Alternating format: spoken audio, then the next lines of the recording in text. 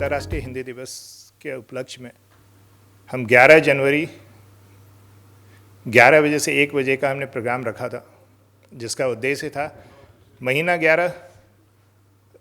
दिन 11 महीना 1 और 11 जब एक बनता है, जैसे भारत और संयुक्त अरब अमीरात जिस तरह से हमारी दोस्ती है, गाढ़ी दोस्ती है, जिस तरह से हम एक हुए हैं, इससे अच्छा समय नहीं हो सकता था इस तरह के कार्यक्रम को आयोजित करने का। संख्या जरूर कम है, लेकिन यह बात दिल की है, इसलिए संख्या मायने नहीं रखती है।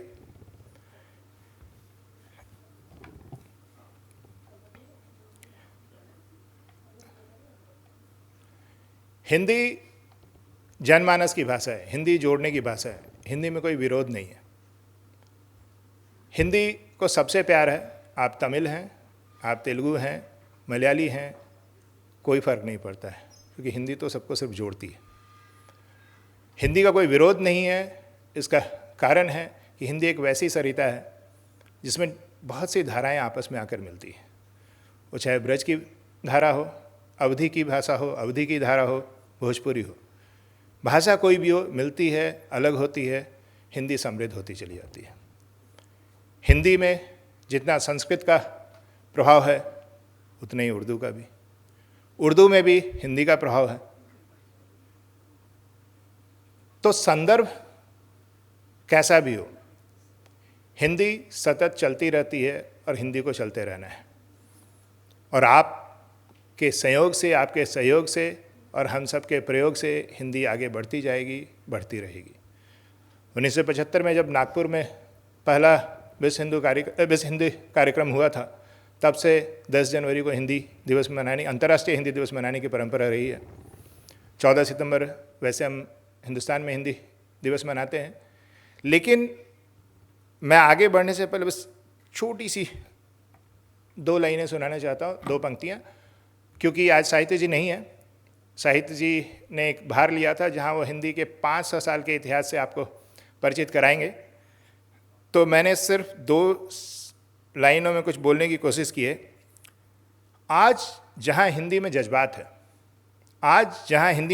है, वहाँ उर्दू का मुकम्मल साथ है। आज जहाँ हिंदी में जज्बात है, वहाँ उर्दू का मुकम्मल साथ है। संस्कृत ने की है उत्पत्ति, प्राकृत की है संपत्ति। पाली ने हिंदी में हिस्सेदारी पाली, पाली ने हिंदी में हिस्सेदारी पाली। अब ब्रंश का भी नहीं कोस है खाली। ऐसे में हिंदी सिर्फ बोली नहीं वरन पूरी है जीवन वृत्ति। ऐसे में हिंदी सिर्फ बोली नहीं वरन पूरी है जीवन वृत्ति। हिंदी भाषा है, विचार है, संस्कार है और है हमारी संस्कृति। तो ऐसी हिंदी के लिए हम इकट्ठा हुए हैं। मैं एक ऐसे शख्स को बुलाना चाहता हूँ जो बहुत कुशल प्रबंधक हैं, भारत के एक नामचीन सबसे सफल व्यापारिक घराने से संबद्ध रहा है। उनका काफ़ी अच्छे वक्ता हैं और मुझे पता चला, आज मैं बोलूँगा नहीं, लेकिन मुझे पता चला कि रामधारी सिंह दिनकर इनके पड़ोसी रहा करते थे। तो मुझे लगता है इससे अच्छी बात नहीं हो सकती कि संस्कृति और साहित्य और हिंदी का प्रेम वो स्वाभाविक है। तो मैं बुलाना चाहता हूँ सुनील सिन्हा जी को स्वागत भाषण के लिए। बहुत बहुत धन्यवाद। हमारे परम मित्र दिनेश कोठारी जी, सुनील कुमार जी, अन्य विशिष्ट अतिथिगण और साथियों, सबसे पहले आप सबका हार्दिक अभिनंदन हिंदी दिवस के शुभ अवसर पे। आज हम यहाँ विश्व हिंदी के शुभ अवसर पे एकत्रित हुए हैं। यह दिन हमें हिंदी भाषा की समृद्धि, संस्कृति एवं एकजुटता को मनाने का मौका मिला है।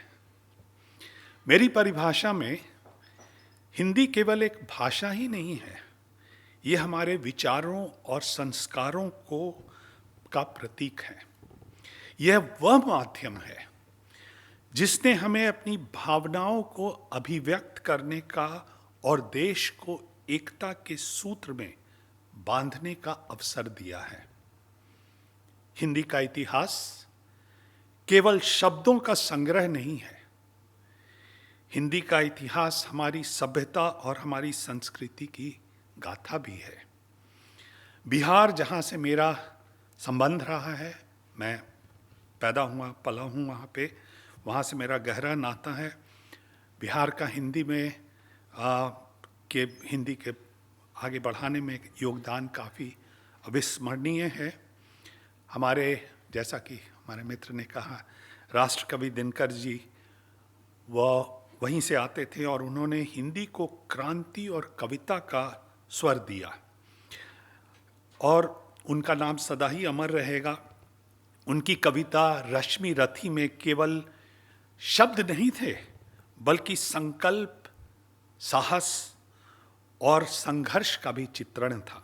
दिनकर जी की ये पंक्तियां जो मैं बोल रहा हूँ, ये हर भारतीय को प्रेरित करती हैं। दिनकर जी ने कहा, समर शेष है, समर शेष है, नहीं पाप का भागी केवल व्याध, जो तटस्थ हैं समय लिखेगा उनका भी अपराध।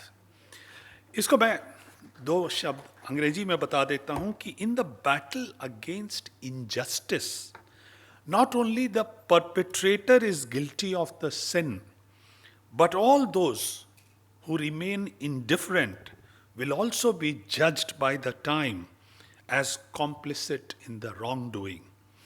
इसी तरह से हमारे अन्य कवि थे महावीर प्रसाद द्विवेदी जी, सूर्यकांत त्रिपाठी निराला जी, हरिवंश राय बच्चन जी, माखनलाल चतुर्वेदी जी जैसे कवियों ने हिंदी साहित्य को बहुत बहुत समृद्ध बनाया है। उनकी रचनाओं ने न केवल भारत में बल्कि विश्व में हिंदी का गौरव को बढ़ाया है। आपको याद होगा पुष्प की अभिलाषा, माखनलाल चतुर्वेदी की पंक्तियां आज भी हमारे दिलों में देशभक्ति की भावनाएं उजागर करती हैं और मैं उन पंक्तियों को आपके लिए पढ़ना चाहूँगा।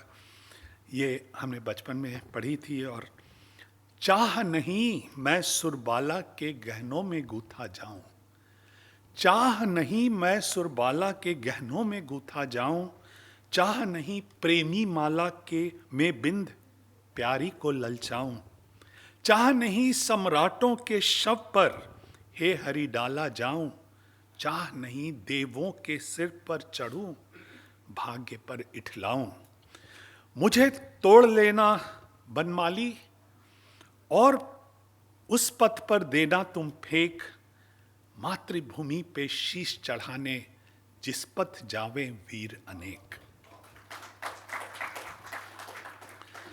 लेकिन हिंदी की समृद्धि सिर्फ साहित्य तक सीमित नहीं रही है। इसे दुनिया में लोकप्रिय बनाने में मेरे ख्याल से हिंदी सिनेमा का भी काफ़ी योगदान रहा है। राज कपूर की फिल्म आपको याद होगा आवारा, जिसका कि गाना था आवारा हूँ। ये गाना हमें आज भी रूस और मिडिल ईस्ट के लोगों से जोड़ता है, लोगों को याद है, लोग गाते हैं, अपनी भाषा में गाते हैं इस गाना को। और भी बहुत सारे कलाकार हिंदी सिनेमा के जरिए इस भाषा को काफ़ी ऊंचाइयों तक पहुंचाया है। आज मेरे ख्याल से हम सब की जिम्मेदारी है कि हम अपनी भाषा को आने वाली पीढ़ियों तक पहुंचाएं।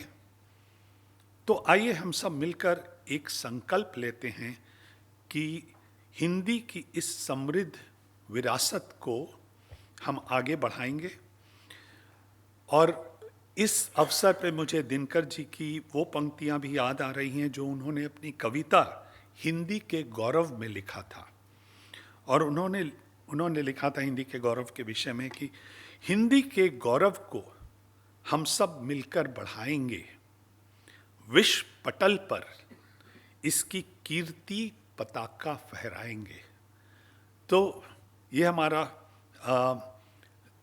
हमारी दायित्व है और हमें ये करना चाहिए।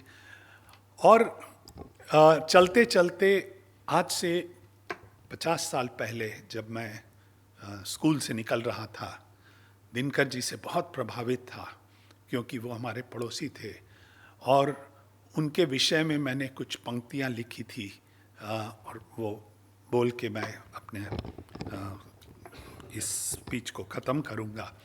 मैंने उनके विषय में लिखा था कि राष्ट्र कवि दिनकर का आविर्भाव उस काल में हुआ था जबकि संपूर्ण हिंदी साहित्याकाश में छायावाद की कुहेलिका छाई थी। संपूर्ण देश महात्मा गांधी के नेतृत्व में अपने जन्म सिद्ध अधिकार की प्राप्ति में विभोर था। वैसी अवस्था में इस कवि ने अन्य कवियों की कविता का विहंगम उड़ाते हुए आकाश से भूतल पर ला पटका और कहा, चलो कवि बन फूलों की ओर। युग द्रष्टा होने के कारण रसपंती में स्मरण करने वाले इस कवि के हाथ में लेखनी तुलिका और मस्तिष्क पे अनल किरीट धारण करने की अपूर्व क्षमता थी। यही कारण है कि भीग रही मिट्टी उमंग से दिल का कोना कोना, भीतर भीतर हंसी देख लो बाहर बाहर रोना। इन पंक्तियों को भुलाकर लेना अनल किरीट भाल पर, ओ आशिक होने वालों, कालकूट पीना होगा ओ सुधा बीज बोने वालों। धन्यवाद। जय हिंद और जय हिंदी। सुनील जी धन्यवाद। हिंदी का ओज इसी तरह से आता है। रश्मि रथी किसने नहीं पढ़ी, और दिनकर के बिना हिंदी अधूरा है, इसमें कोई शक नहीं। कुछ लाइनें जो मुझे हमेशा से पसंद आती थी, 4 पंक्तियां जो रश्मि रथी से आती हैं। हित वचन तूने नहीं माना, मैत्री का मूल्य ना पहचाना, लो आज मैं हूं जाता, अंतिम उद्घोष सुनाता, याचना नहीं अब रन होगा, जीवन या कि मरण होगा। इस तरह की ओजस्वी बातें लिखने वाले हिंदी के कई कवि, जिन्होंने आज़ादी के संघर्ष में कई तरह से योगदान दिया। सिर्फ आप तलवार लेकर या बंदूकें से या सिर्फ सत्याग्रह से आज़ादी पा रहे थे, ऐसा नहीं था। इसमें उन कवियों का भी योगदान था जो लिखते थे, दूर तक पहुंचते थे और जनता जागृत होती थी, जनता इस मुहिम से जुड़ती थी। भारत का संदेश हमारे माननीय प्रधानमंत्री श्री नरेंद्र मोदी, उनको हिंदी प्रिय है। सिर्फ उनको ही नहीं, हम सब भारतीयों को हिंदी प्रिय है। उनका संदेश अगर इस अवसर पर हमें मिले तो इससे अच्छी कोई बात नहीं हो सकती। मैं आमंत्रित करता हूँ श्री सुनील कुमार जी को, कौंसल पासपोर्ट, भारतीय महावाणिज्य दूतावास के, भारत का संदेश सुनाने के लिए। नमस्कार आप सबको हिंदी दिवस के अवसर पे। आप सब लोगों ने, जितने वक्ता भी हुए, उन्होंने बहुत ही अच्छे से हिंदी के बारे में कहा और जो कोशिशें हैं हिंदी के प्रचार प्रसार में, वो उस पर भी उन्होंने प्रकाश डाला। हिंदी के उद्भव और उसकी यात्रा के बारे में कहना ये बहुत ही कम समय में रहेगा कि जब कहा जाएगा, लेकिन हिंदी ने स्वतंत्रता संग्राम में हिंदी का जो भाग रहा है वह अविस्मरणीय है। चाहे वो भारतेंदु और हरिश्चंद्र की भारत दुर्दशा कविता हो, या फिर जितने हिंदी के बड़े अखबार के, समाचार पत्र के जो लेखक थे, उनका भी रोल बहुत अधिक रहा है। इसके अलावे कि देश के प्रख्यात जो नेता रहे, महात्मा गांधी या पंडित जवाहरलाल नेहरू और दूसरे भी कार्यकारी लोग, जिनका कि अभिन्न भाग रहा है। हिंदी को आगे बढ़ाने के लिए हमें आवश्यकता है कि हम परस्पर अपने जो आने वाले, जो हमारा जनरेशन है, उसको भी हम उसके बारे में सूचित करें। अब अभी मैं यही देख रहा हूँ कि यहाँ कुछ बच्चे होते तो और अच्छे होते, क्योंकि हमारा अगला वही वो सोपान है जिसके माध्यम से हम आगे बढ़ने की कोशिश करते। इसमें हो सकता है ऐसा भी होता है कि IBPC आपस में, ठीक है समय के अभाव में हमेशा हर जगह यहाँ नहीं मिल सकती है, लेकिन आपस में अपने बच्चों के बीच में कुछ कविता पाठ या कुछ निबंध लेख करवा करके और यहाँ अगर पारितोषिक वितरण होता ज़्यादा अच्छा होता। हम ठीक है हिंदी के विकास पे और सब पे हम बोलते रहेंगे हमेशा, लेकिन अगला जो हमारा जो श्रृंखला है उसको भी सूचित होना बहुत ज़रूरी है। इवन बाहर स्टॉल होते जिस पे कुछ कविताएं होती, कुछ सामान्य ही, जिसको कि ले जाते घर में अपने बच्चों को देते और उसे प्रोत्साहित करते कि पढ़ो उसको। भाषण तो चलते रहेंगे, कविताएं भी इस तरह की पढ़ी जाती रहेंगी, लेकिन वो अंग जो है उसको आप शिक्षित करना बहुत ज़रूरी है कि घर में जाके बताएं। आप लोग तो बोलते ही होंगे, लेकिन वो ज़रूरी है और वो बहुत महत्वपूर्ण अंग है हमारा हिंदी का, जो कहते हैं, जो इंग्लिश में कन्वेयर बेल्ट कहते हैं, उसको चलाते रहना बहुत ज़रूरी है। उसके अलावा IBPC के सहयोग से और भी बहुत विश्व के अन्य कोने में, चाहे सूरीनाम या त्रिनिदाद टोबैगो या ये कहीं भी जहाँ हिंदी बोली जाती है, वहाँ के कुछ अच्छे जो हिंदी लेखक हैं उनकी कविता जो लेखनी है उसको भी लाया जाए कुछ किसी न किसी रूप में, छोटी कहानियों के रूप में या कविता के रूप में।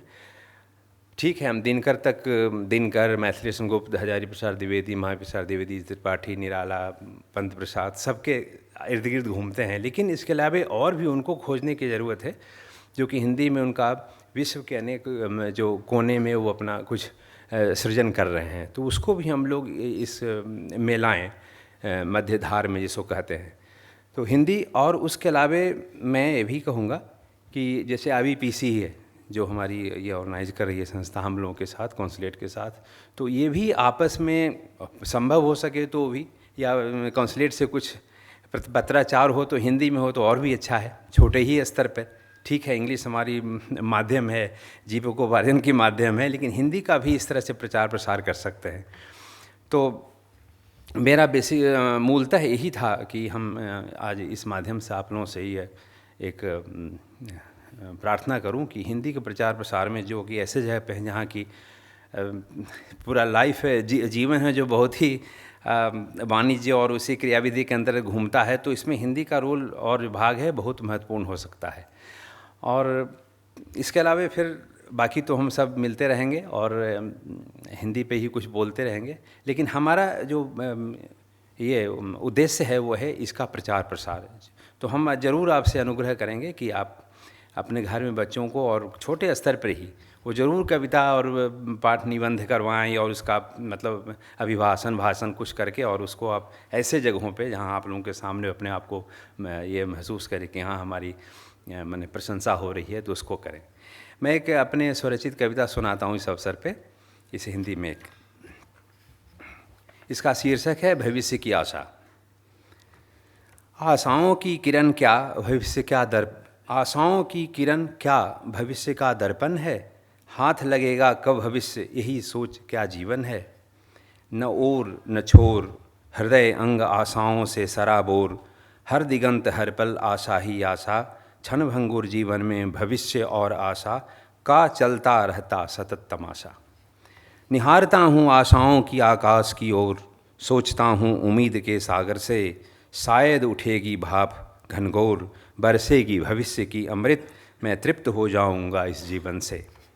पाने की कोशिश में मूर्त भविष्य, मौन आशाओं से राह पूछे हम, पर यह गूढ़ होता दिखता रहस्य, ऐसा कि तर्पण करते वर्तमान को हम। भविष्य क्या समय से परे हो तुम, समय की परीक्षा में उतरे खरे हो तुम प्रश्न मात्र हो मात्र प्रश्न, सच रहते तुम हर क्षण मेरे आसन्न। सब प्रश्नों के रज्जुओं में उलझा, तुम्हें अपनी झोली में समेटा ये समझा, अज्ञानवश चलता रहे सुनसान बीथियों में तेरे, बेतहाशा फेरे लगाता रहा। यह सुन कि भविष्य हाथ की रेखाओं में, निहारते गणित करते रहे उसके हर पल, फिर डूब गया आशाओं के बड़वानल में, फिर क्या मिला मुझे निराशा का दलदल। आशा आधारशिला है भविष्य का, या भविष्य पर आधारित आशाएं, विचार बहुत है मिश्रित, परंतु पड़ा रहा इसी उधेड़ बुन में, पाया स्वयं को समय फलक पे पड़ा हुआ धूल धूसरित। आशा थी भविष्य करेगा अभिनंदन, पर आशा सदा आशा ही रही, भविष्य की जड़ रहा बना, दोनों अपने जगहों पर रहे करते स्पंदन। आशा की पतवार लिए विजय गीत अधरों पर ओढ़े, भविष्य उन्मुख राह लिए बलवान समय की छाती पर चिन्ह छोड़े, बढ़ते रहें भविष्य की आशा लिए भाल पर। आशाएं तुम झनभंगुर हो, मृग मरीचिका हो, क्या भविष्य भी तेरी मुट्ठी में? पर सत्य है तुम दोनों जीवन के पहलू हो, दोनों का किरदार जीवन के रंगमंच में। हर वर्तमान भविष्य की है बुनियाद, हर कोशिश है जननी आशाओं की। अगर दृढ़ प्रतिज्ञ हूँ मैं, कर लो याद, चीर छाती पार कर जाऊँ, अगर समय दे मुझको साथ। धन्यवाद। कवि बाहर आ रहे हैं। कविता वैसी ही है। मैंने कभी पढ़ा था कि कविता लाइक साहित्य और गाली का संबंध है। बुरा मत मानिएगा, व्यंग है, लेकिन ये सही है। जो कनिष्ठ होते हैं वो वरिष्ठ को गाली देते हैं, जो वरिष्ठ हैं उससे अपने से वरिष्ठ को गाली देते हैं, जो कुछ नहीं कर पाते हैं वो कविता लिखते हैं। लेकिन ऐसा नहीं है। हमने यह कार्यक्रम ऐसे सजाया है जिसमें चिंतन भी है, काव्य स्पंदन भी है, जिसमें गीत भी है और मन का मीत भी है। आज हमने ये संदेश सुना। मैं आग्रह करूंगा श्री दिनेश कोठारी जी और श्री सुनील सिन्हा जी को ऊपर आकर आप सुनील जी का अभिनंदन करें।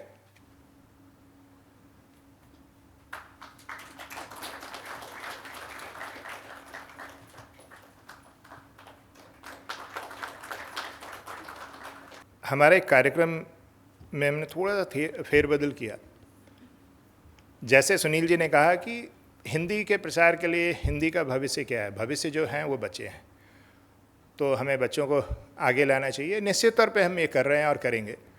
आईबीपीसी अपनी तरह से जिस भी माध्यम से, जिस भी तरीके से, हिंदी ही नहीं किसी भी तरह के प्रचार प्रसार में जहाँ पर जिससे हिंदुस्तानी सभ्यता, संस्कृति, भारतीय डायस्पोरा इसको कभी भी आगे बढ़ाने का मौका मिलता है, कभी मिस नहीं करती, कभी यह मौका नहीं छोड़ती है। लेकिन यह सुझाव स्वागत योग्य है। निश्चित तौर पर हम कॉन्सुलेट से और भी जुड़ेंगे और हम कोशिश करेंगे कि पूरा हिंदुस्तानी समुदाय इससे जुड़ा रहे। मैं एक छोटी सी बात इसलिए बताता हूँ कि हिंदी हम सब के लिए हम निश्चित तौर पर जरूरी है और हिंदी का कोई प्रतिरोध नहीं है। मैं भारतीय स्टेट बैंक में कार्यरत हूँ, मैं CEO हूँ स्टेट बैंक ऑफ इंडिया में। जब मैं यहाँ आया था मुझे ध्यान है कि हमारे यहाँ कई लोग आते हैं जो साउथ से आते हैं। हमने पिछली बार अंतर्राष्ट्रीय हिंदी दिवस में नाटक का कार्यक्रम किया जिसमें सबको शामिल होना था, CEO से लेके मैसेंजर तक सबको। 3 ग्रुप बना। उसमें से मैंने ये देखा कि कुछ जो तमिलनाडु से थे वो हिंदी नहीं बोल पाते थे। मैंने उसके बाद अपने एक वाइस प्रेसिडेंट को देखा जिसने हिंदी की कोचिंग शुरू की। मैंने ऐसा बहुत कम देखा है। एक और बैंक मुझे याद है, विदेशी बैंक है, जिसमें कुछ लोग कार्यरत हैं। जब वो हमारे ऑफिस आते हैं तो कहते सर हम सांस ले रहे हैं क्योंकि हम हिंदी में बात कर सकते हैं। और जो लोग ये बोल रहे हैं वो दक्षिण भारतीय हैं। तो मैं इसलिए कह रहा हूँ हिंदी जोड़ती है। हिंदी बोलने से आपको लगता है कि जैसे अब आप सांस ले रहे हैं कई जगहों पे। तो हिंदी का भविष्य क्या है, हिंदी का वर्तमान क्या है, दिनेश कोठारी जी से अच्छा कोई नहीं बता सकता। ये DPS के संस्थापक हैं, लेकिन जो सबसे बड़ी बात है ये शिक्षाविद हैं, शिक्षा से जुड़े हैं। और जैसे भविष्य की बात हुई, आज वर्तमान और भविष्य दोनों को एक साथ लाने की जिम्मेदारी दिनेश कोठारी जी की। नमस्कार, गुड मॉर्निंग, अस्सलाम वालेकुम। आदरणीय सुशील कुमार जी, आदरणीय सुशील सिन्हा जी और समस्त भारतीय साथियों, भाइयों, बहनों, बड़ी दुविधा होती है जब वर्तमान और भविष्य को मिलाने की कोशिश करते हैं। पर मेरा सौभाग्य ये है कि मैं वर्तमान में भविष्य बनाने की कोशिश कर रहा हूँ 13,000 बच्चों के माध्यम से। और मैं उन बच्चों से अक्सर कहता हूँ कि देखो, ये कहना तो मेरा गलत होगा कि आप अंग्रेज़ी में बात किया करो, हिंदी में बात नहीं, अंग्रेज़ी में बात मत करो, हिंदी में बात करो। हिंदी दिवस में, परसों हिंदी दिवस था हमारे स्कूल में, तो करीब 12-13 स्कूल के बच्चे आए थे। जब प्रतियोगिता थी, जो आपका सुझाव था वो हमने स्कूल में किया। अब यहाँ भी हम आपसे पहले यही बात कर रहे थे सुनील जी के साथ कि अगर हम होता था हम बच्चे बुलाते हैं स्कूल से। तो मैंने उनसे एक बात कही कि ये गलत होगा ये कहना कि अंग्रेज़ी में बात मत करो, हिंदी में बात किया करो। इंग्लिश मीडियम स्कूल में ऐसी बात करना तो बिल्कुल अनुचित ही होगा। मैंने कहा हिंदी हमारी आत्मा है और अंग्रेज़ी हमारी ज़रूरत है। तो अपनी ज़रूरतों को जब पूरा नहीं करेंगे तो सिर्फ भूखे भजन पेट न होए भजन भोजाला तो होगा नहीं कुछ, तो नौकरी तो करनी पड़ेगी। और कल परसों जब बात हो रही थी, एक बड़ा सवाल एक बच्चे ने मेरे से किया कि सर हिंदी हमारी मातृभाषा है या राष्ट्रभाषा है? तो मैंने कहा तुम्हारे हिसाब से क्या है? तो कहने लगा कि सर मैं केरला का रहने वाला, तो मेरी मातृभाषा मलयालम है। तो किसी ने कहा मेरी मातृभाषा बंगाली है। जब ये बात सुनते हैं तो वर्तमान पे शक होने लगता है। एक देश में जब हम भारत माता की जय कहते हैं तो कोई तमिल में, मलयालम में, बंगाली में नहीं कहता, एक साथ ही कहता है। जब राष्ट्र एक है तो भाषाएं दो कैसे हो सकती हैं? राष्ट्रभाषा और मातृभाषा एक जब तक नहीं होगी तब तक हम जुड़ेंगे नहीं, बटे रहेंगे। इसलिए ज़रूरी है, मैंने बच्चों से कहा मुझसे वादा करो, संकल्प लो कि आज से तुम राष्ट्रभाषा और मातृभाषा में फ़र्क नहीं समझोगे। तो यहाँ से हम शुरुआत करते हैं अपनी ज़िंदगी की। जैसे आपने सुनील जी ने सुनाया रामधारी सिंह दिनकर के बारे में, तो बड़ी उन्होंने लिखी वीर रस की कविताएँ उनका, पर मैं छायावादी हूँ, मुझे रोमांस अच्छा लगता है। और उसकी वजह यह है कि जब किसी चीज़ से रोमांस होता है ना तो उसमें आपको कोई बुराई नज़र ही नहीं आती, क्योंकि प्यार की पहली परिभाषा यही है कि जब उसकी बुराई भी अच्छी लगने लगे तो समझ लो उससे प्यार है। तो हम अपनी भाषा में कमी कैसे ढूंढ सकते हैं? हम क्यों नहीं अपनी भाषा से रोमांस करें, प्यार करें? क्योंकि जब वो करेंगे तो हमें आनंद आएगा। और कविता एक ऐसा खूबसूरत माध्यम है जिसमें आप हर चीज़ का व्याख्यान कर सकते हैं, चाहे वो प्यार हो, देश प्रेम हो, आशा हो, वर्तमान हो, भूतकाल हो, भविष्यकाल हो। हर तरह से आप उसको समझा सकते हैं और बड़े अच्छे तरीके से समझा सकते हैं। और मज़े की बात यह है कि जब आदमी कविता पढ़ना शुरू करता है और उसे रिसाइटेशन शुरू करता है, सुनाना शुरू करता है, तो जैसा आपने देखा अभी सुनील कुमार जी तो स्वरचित जो कविता सुनाई है, मैंने रिक्वेस्ट की है कि आप मुझे इसकी कॉपी दीजिएगा, क्योंकि मैं चाहूँगा हमारे बच्चे स्कूल में इसको पढ़ें और समझें कि आशा और उम्मीदों के साथ जीवन को कैसे बढ़ाना है आगे, और हमें आगे करना क्या है इससे। क्योंकि देखिए हरिवंश साहब बच्चे ने लिखा था ना कि ओ मेरे यौवन के साथी एक बार जो तुम मिल जाते, वन मरु पर्वत कठिन काल के कितने ही क्षण में कट जाते। हम संघर्ष काल में जन्मे ऐसा ही था भाग्य हमारा, ये प्री इंडिपेंडेंस की बात है। हम संघर्ष काल में जन्मे ऐसा ही था भाग्य हमारा, संघर्षों से पले बड़े हम फिर भी मिल न सका छुटकारा। और ये आशा में है और करते आगाह सितारे, अभी कड़ा दिन आने वाला और पड़ेगा हमको तुमको और कड़ी घड़ियों से पाला। ये उन्होंने इतने साल पहले लिखा था कि आज़ादी के बाद ज़रूरी नहीं कि आपका रास्ता बहुत सरल हो जाएगा, और एक्चुअली वास्तविकता में मुश्किल घड़ियाँ भी आनी बाकी हैं, उसके लिए हमें तैयार होना है। और इस बार तो प्रधानमंत्री श्री नरेंद्र मोदी ने लाल किले से भी कहा था tough times are ahead of us, तो इसके लिए हमें तैयारी करनी पड़ेगी। कमिंग बैक, सॉरी मुझे हिंदी में बोलना है, पर थोड़ा सा इंग्लिश स्कूल में पढ़ाता रहता हूँ तो कहीं ना कहीं मिश्रण होता है, और मिश्रण ठीक भी है क्योंकि हमें तो सबको साथ लेके चलना है, अलग अलग नहीं करना है। सबसे ज़रूरी बात है, अगर भविष्य को हमें अपनी भाषा के भविष्य को सुधारना है और उसका ध्यान रखना है, तो ज़रूरी है कि माँ बाप अपने बच्चों से हिंदी में बात करें, उस भाषा में बात करें जो उनकी मातृभाषा है, जो उनकी राष्ट्रभाषा है, जो उनकी देश भाषा है। समस्या वहीं होती है जब माँ बाप अपने बच्चों से हिंदी में बात करने को एक हीनता का भाव समझते हैं। मैं ये नहीं कहता कि 100% हिंदी में ही बात करिए, उनको अंग्रेजी में बात नहीं की, गलत होगा। अंग्रेजी ज़रूरी है उनके लिए, क्योंकि इंग्लिश मीडियम स्कूल में पढ़ते हैं, कोई चाहे CBSE में पढ़े चाहे ब्रिटिश स्कूल में पढ़े। मगर मैंने मेरे ग्रैंड से एक दिन बात पूछी, शर्म की बात है कि मेरे ग्रैंड चिल्ड्रन बहुत अच्छे हिंदी नहीं बोलते हैं। तो मैंने क्यों नहीं हिंदी बोलते? बोले इसमें हमारी गलती नहीं है दादू, my parents don't talk to us in Hindi. तो मैं कहा बेटा तुम ये बताओ, in your school you have Japanese children? Yes. You have German children? Yes. मैं कहा मुझे एक उस जापानी बच्चे से मिलाओ जो जापानीज नहीं बोलता है, मुझे एक जर्मन बच्चे से मिलाओ जो जर्मन नहीं बोलता है। क्या एक आप इमाराती बच्चे से मिला सकते हो जो अरबिक नहीं बोलता है? तो हमें हिंदी बोलने में संकोच क्यों?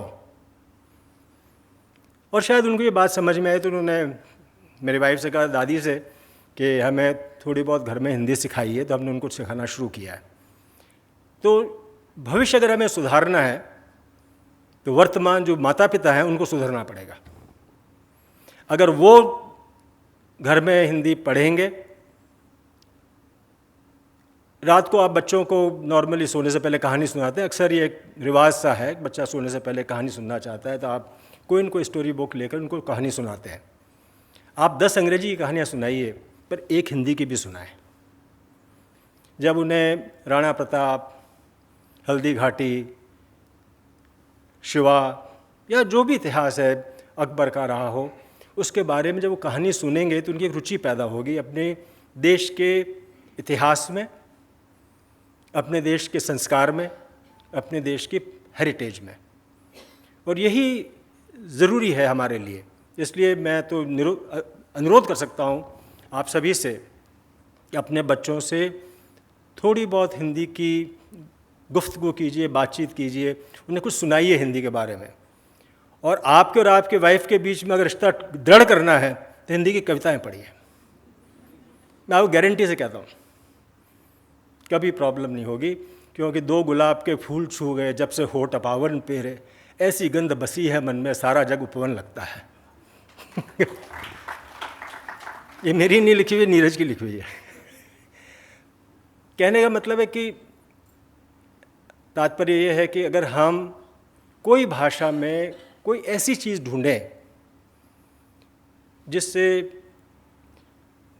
उसमें माधुर्य बढ़े, जिसमें उसका सुंदरता बढ़े, तो हमारा लगाव होगा। और जब बच्चे देखेंगे घर में कि माँ बाप महीने 2 महीने में एक आध बार कविता सुन के एक दूसरे से खुश होते हैं, तो मेरे ख्याल से वो भी अपने जीवन में ऐसा ही करने वाले हैं आगे जा कर के, उनका भी दाम्पत्य जीवन अच्छा रहेगा। तो आज हम देखते हैं कि हमारा 13,000 बच्चे पढ़ते हैं। हिंदी हमारे नए पाठ्यक्रम में हिंदी अब कंपलसरी नहीं रही, अब ऑप्शनल हो गई है। ये एक थोड़ी सी दुर्भाग्यपूर्ण बात है मेरे हिसाब से। जिस देश के हमें वहाँ की भाषा ही कैसे कंपलसरी नहीं है, यहाँ पे हमें स्कूल में अरेबिक पढ़ाना मैंडेटरी है। हम कोई भी बच्चे को, चाहे कोई सिलेबस हो आपके पास, अरेबिक पढ़ाना पड़ेगा। और जो नेटिव अरेबिक हैं उनके लिए अरेबिक ए पढ़ाते हैं, जो दूसरे उनको अरेबिक बी पढ़ाते हैं, पर अरेबिक पढ़ाना ज़रूरी है। और अगर हम अपने ही पाठ्यक्रम से, सिलेबस से हिंदी को ऑप्शनल कर देंगे, थोड़ी सी भविष्य पे शंकाएं होने लगती हैं। ये पिछली बार जब आए थे अपने एजुकेशन मिनिस्टर, मेरी कुछ मुलाकात हुई थी उनसे, मैंने कहा था ये बात। उन्होंने मुझसे सवाल पूछा कि आप अपने स्कूल में संस्कृत पढ़ाते हैं क्या? मैं ये नहीं पढ़ाते क्योंकि ये मैंडेटरी नहीं है, तो बच्चे ऑप्शन नहीं लेते। मेरे अब तो समस्या ये आ रही है कि कई बच्चे हिंदी छोड़ रहे हैं, कोई फ्रेंच पढ़ना चाहता है, कोई जर्मन लेना चाहता है, क्योंकि ऑप्शनल हो गई है। तो हमारे को हिंदी को कंपलसरी रखना पड़ेगा, क्योंकि ये ज़रूरी है, हमारी पहचान है ये एक सिर्फ लैंग्वेज नहीं है, ये कि भाषा नहीं है, कि सिर्फ ये नहीं कि हम हिंदुस्तान के इसलिए, भारत के इसलिए हिंदी बोलते हैं, नहीं। इससे हमें क्यों शर्म आनी चाहिए अगर हम जर्मन एयरपोर्ट पे खड़े और आपस में 2 हिंदुस्तानी हिंदी में बात करें? आप नोटिस करिएगा अक्सर लोग अंग्रेज़ी में बात करेंगे। Where are you from? I am from Punjab, I am from Bengal. Why? हम क्यों नहीं हिंदी में एक दूसरे से बात कर सकते हैं कि चलो बैठकर चाय पी जाए? क्योंकि कहीं हमारे को अपने आप में ये महसूस होता है कि ये लोग क्या समझेंगे। कोई फ़र्क नहीं पड़ता किसी को, बनिस्बत वो आपकी रिस्पेक्ट करेंगे, आपकी आदर करेंगे कि आपको अपनी भाषा पे, अपने साहित्य पे, अपने हेरिटेज पे गर्व है। और ये बात इन लोगों से बेहतर कोई नहीं सिखा सकता। मैं यहाँ 50 साल से हूँ और मैंने देखा है यहाँ पे, आप कोई भी इमाराती परिवार से मिलें, उनके बच्चे आज भी अदब से सलाम वालेकुम ही कहेंगे आपको। उसके बाद आप गुड मॉर्निंग कहें, गुड इवनिंग कहें, अलग जगह है, क्योंकि उनको ये सिखाया गया है। तो यही हमें अपने बच्चों को सिखाना है, अपने भाषा के प्रति प्रेम बढ़ाना है। परसों मेरे स्कूल में हिंदी दिवस था, तो दीप जला के हम आह्वान करते हैं, शुरुआत करते हैं अपने प्रोग्राम की। तो मैंने बच्चों से पूछा कि हम दीप क्यों जलाते हैं। बहुत अच्छा सुंदर जवाब दिया उसने कि अंधकार को दूर करने के लिए। मैं कहा मगर यहाँ तो LED लाइट्स लगी हुई, अंधकार तो है ही नहीं। तो समझ नहीं पाए। मगर नहीं, यह हम असल में आह्वान कर रहे हैं ऊपर वाले का कि मेरा प्रोग्राम बहुत अच्छे से निश्चित हो, सुनिश्चित हो और वहाँ कोई विघ्न नहीं आए। ये हमारी प्रार्थना है भगवान से कि अंधकार दूर। तो तमसोमा ज्योतिर्गमय वो तो है ही है, स्कूल में प्रकाश इसलिए लाते हैं ताकि अंधकार दूर हो, मगर हम आह्वान करते हैं। और देखिए महादेवी वर्मा ने एक कविता लिखी थी, उसके दोनों रूप हो सकते हैं कि हम जब आह्वान करते हैं भगवान, बड़ी हमारे मन में करुणा होती है, हाथ जोड़ के हम बुलाते हैं उनको, ऊपर वालों को याद करते हैं, चाहे आप नमाज करें हो, चाहे आप चर्च में जाएं, पर एक मन में करुणा सी होती है कि आओ मुझे बचाओ, मेरा काम संपूर्ण करो। तो कि कितनी करुणा, कितने संदेश बिछ जाते पथ में बनके पराग, गा देता जीवन का तार तार अनुराग भरा उन्माद राग, ये आँखें देती सर्वस्ववार जो तुम आ जाते एक बार। हम प्रभु को ऐसे बुलाते हैं, भगवान को ऐसे याद करते हैं, ऐसे उनको आमंत्रित करते हैं कि पल में हंस उठते ये आर्द्र नयन, धुल जाता होठों का विषाद, छा जाता जीवन में वसंत, मिट जाता ये चिर विराग, ये आँखें, ये आंसू देती पग पखार जो तुम आ जाते एक बार। इससे मैं समझता हूँ बेहतर भगवान को, ऊपर वाले को बुलाने का तरीका हो ही नहीं सकता। जहाँ पे आप समर्पित कर रहे हैं अपने आप को, जहाँ पे आप ये कह रहे हैं कि मैं इन आँखों से पाँव धो दूँगी, तुम आंसुओं से पाँव धो दूँगा तुम्हारे, सर्वस्वार जो कुछ मेरा है मैं तुम पे निछावर कर दूँगा, पर हे ऊपर वाले एक बार आकर के मुझे आशीर्वाद दे। यही करते हैं जब हम प्रोग्राम शुरू करते हैं, जब लैंप चलाते हैं, जब कोई भी पूजा करते हैं या आप सुबह अजान करते हैं, यही दुआ करते हैं ऊपर वाले से कि आओ और मेरे जितनी तकलीफ़ें हैं दूर करो और जो मैं काम कर रहा हूँ वो सफल हो। तो ये एक साहित्य का बड़ा आनंद है कि हम हर चीज़ को अपने तरीके से बता सकते हैं। तो मैं समझता हूँ अगर हम ये बच्चों में बात बढ़ाएं, जैसे अभी हमारा बड़ा अच्छा रहा है ये जो एक्सपेरिमेंट है, 8, 9, 10, 12 स्कूल के बच्चे आते हैं, हम कविता, कहानी, कवि सम्मेलन, हर तरह का प्रोग्राम करते हैं। 6 घंटे का प्रोग्राम होता है, अलग अलग जगह ये काम होता है और ये बच्चे इतने ज़्यादा उत्साहित हैं, मैं आपको बता नहीं सकता। सुनील कुमार जी, जब कल मैंने उन बच्चों की लिखी हुई कविताएं सुनी और लिखी हुई कहानियाँ जो सुनी और जिस तरह से ये कवि सम्मेलन संचालित कर रहे थे, उसको देख कर लगता हमारा भविष्य बहुत ज़बरदस्त है। और ये अलग अलग स्कूल के बच्चे थे, सिर्फ हमारे स्कूल के नहीं थे, करीब 8 या 9 स्कूल से बच्चे आए थे, मॉडर्न से भी आए, अवरोन से भी आए, मिलेनियम से भी आए, वगैरह वगैरह। तो जब इनको देखता हूँ तो लगता है कि भविष्य बहुत ही खुशहाल है, सुरक्षित है। पर जब उनके माँ बाप से मिलता हूँ तो कभी कभी डर होता है वर्तमान पे, कि उनमें से बहुत हिंदी नहीं बोल पाते हैं। तो हमें तो थोड़ा फोकस वर्तमान पे करना पड़ेगा। अगर वर्तमान अच्छा है, वो फाउंडेशन मजबूत है, भविष्य निश्चित सुरक्षित है। तो उसके लिए जिम्मेदारी हमारी बनती है, जिम्मेदारी एज ग्रैंड पेरेंट्स बनती है, एज पेरेंट्स बनती है कि हम अपने बच्चों को अपने देश की भाषा के प्रति रुझान बढ़ाएं। और मैं समझता हूँ चाहे प्रेमचंद की कहानी सुना दें, गोदान, या कोई भी सुंदर कविता सुनाएं, चाहे वो वीर रस की हो, सुभद्रा कुमारी चौहान की हो, रामधारी सिंह दिनकर की हो, जयशंकर प्रसाद की हो, जिन्होंने तो खैर वो महाकाव्य लिखा, कामायनी, महाकवि हुए। तो इनका तो आप जब बताएंगे कि ये हम किस देश के हैं और हमारी भाषा का जो इतिहास है कितना महान है, कितना रिच है। इन्होंने हर कविता में देश प्रेम की हो चाहे श्रृंगार रस की हो, सभी बड़ी खूबसूरत है। और मज़े की बात यह है कि सुभद्रा कुमारी चौहान वीर रस पे भी लिखती थी, श्रृंगार रस पे भी बहुत अच्छा लिखती थी, कहानी भी बहुत अच्छी लिखती थी। महादेव वर्मा की कहानियाँ भी बहुत सुंदर रही हैं। मगर इसके लिए जागरूकता थोड़ी सी, मैं समझता हूँ, स्कूल के ऊपर छोड़ करके थोड़ी घर में भी अगर हम करें तो फिर हमारा भाषा का भविष्य सुरक्षित है। तो ये वादा तो हमें अपने आप से ही करना पड़ेगा। इसमें ना तो सुनील कुमार जी वरना आपका पासपोर्ट रिन्यू नहीं करेंगे, मैं आपको बता देता हूँ। तो आप मेहरबानी करके थोड़ा सा संकल्प अपने आप से करिए और कुछ हिंदी किताबें घर में रखें। अभी तो इतना कमाल का साहित्य आया है।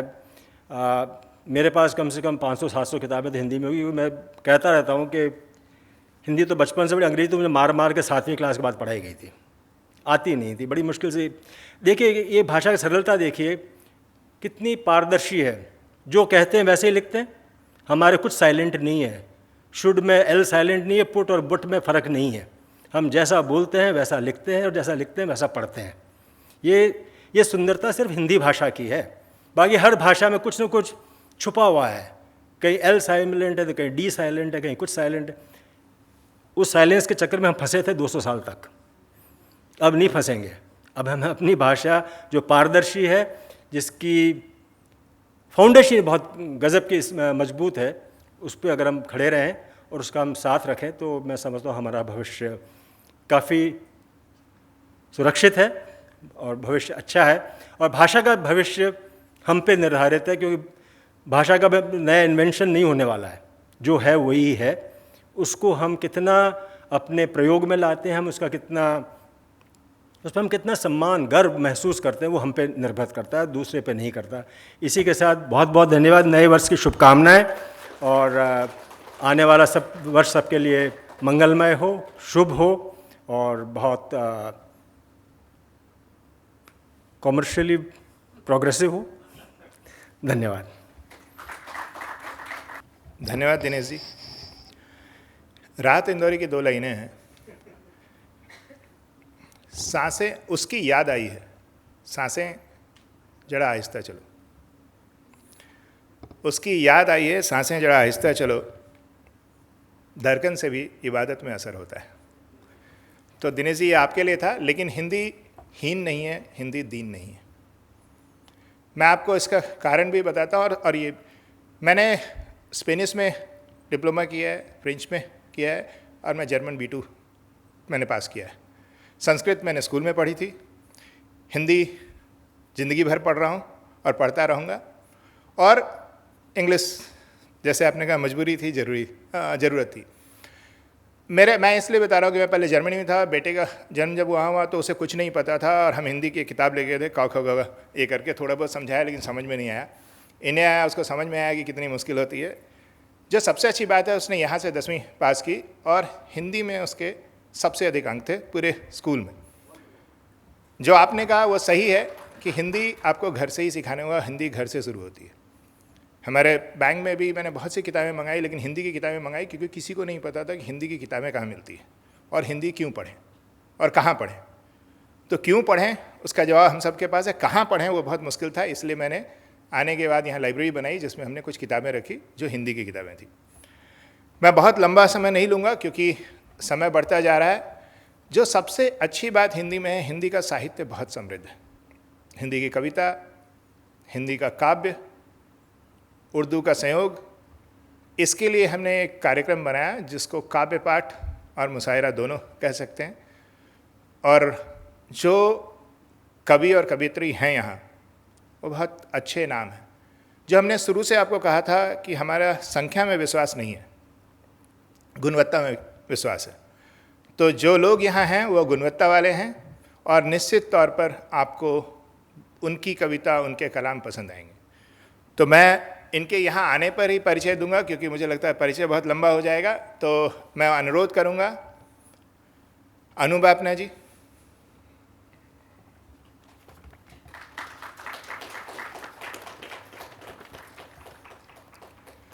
डॉक्टर आरती लोकेश जी,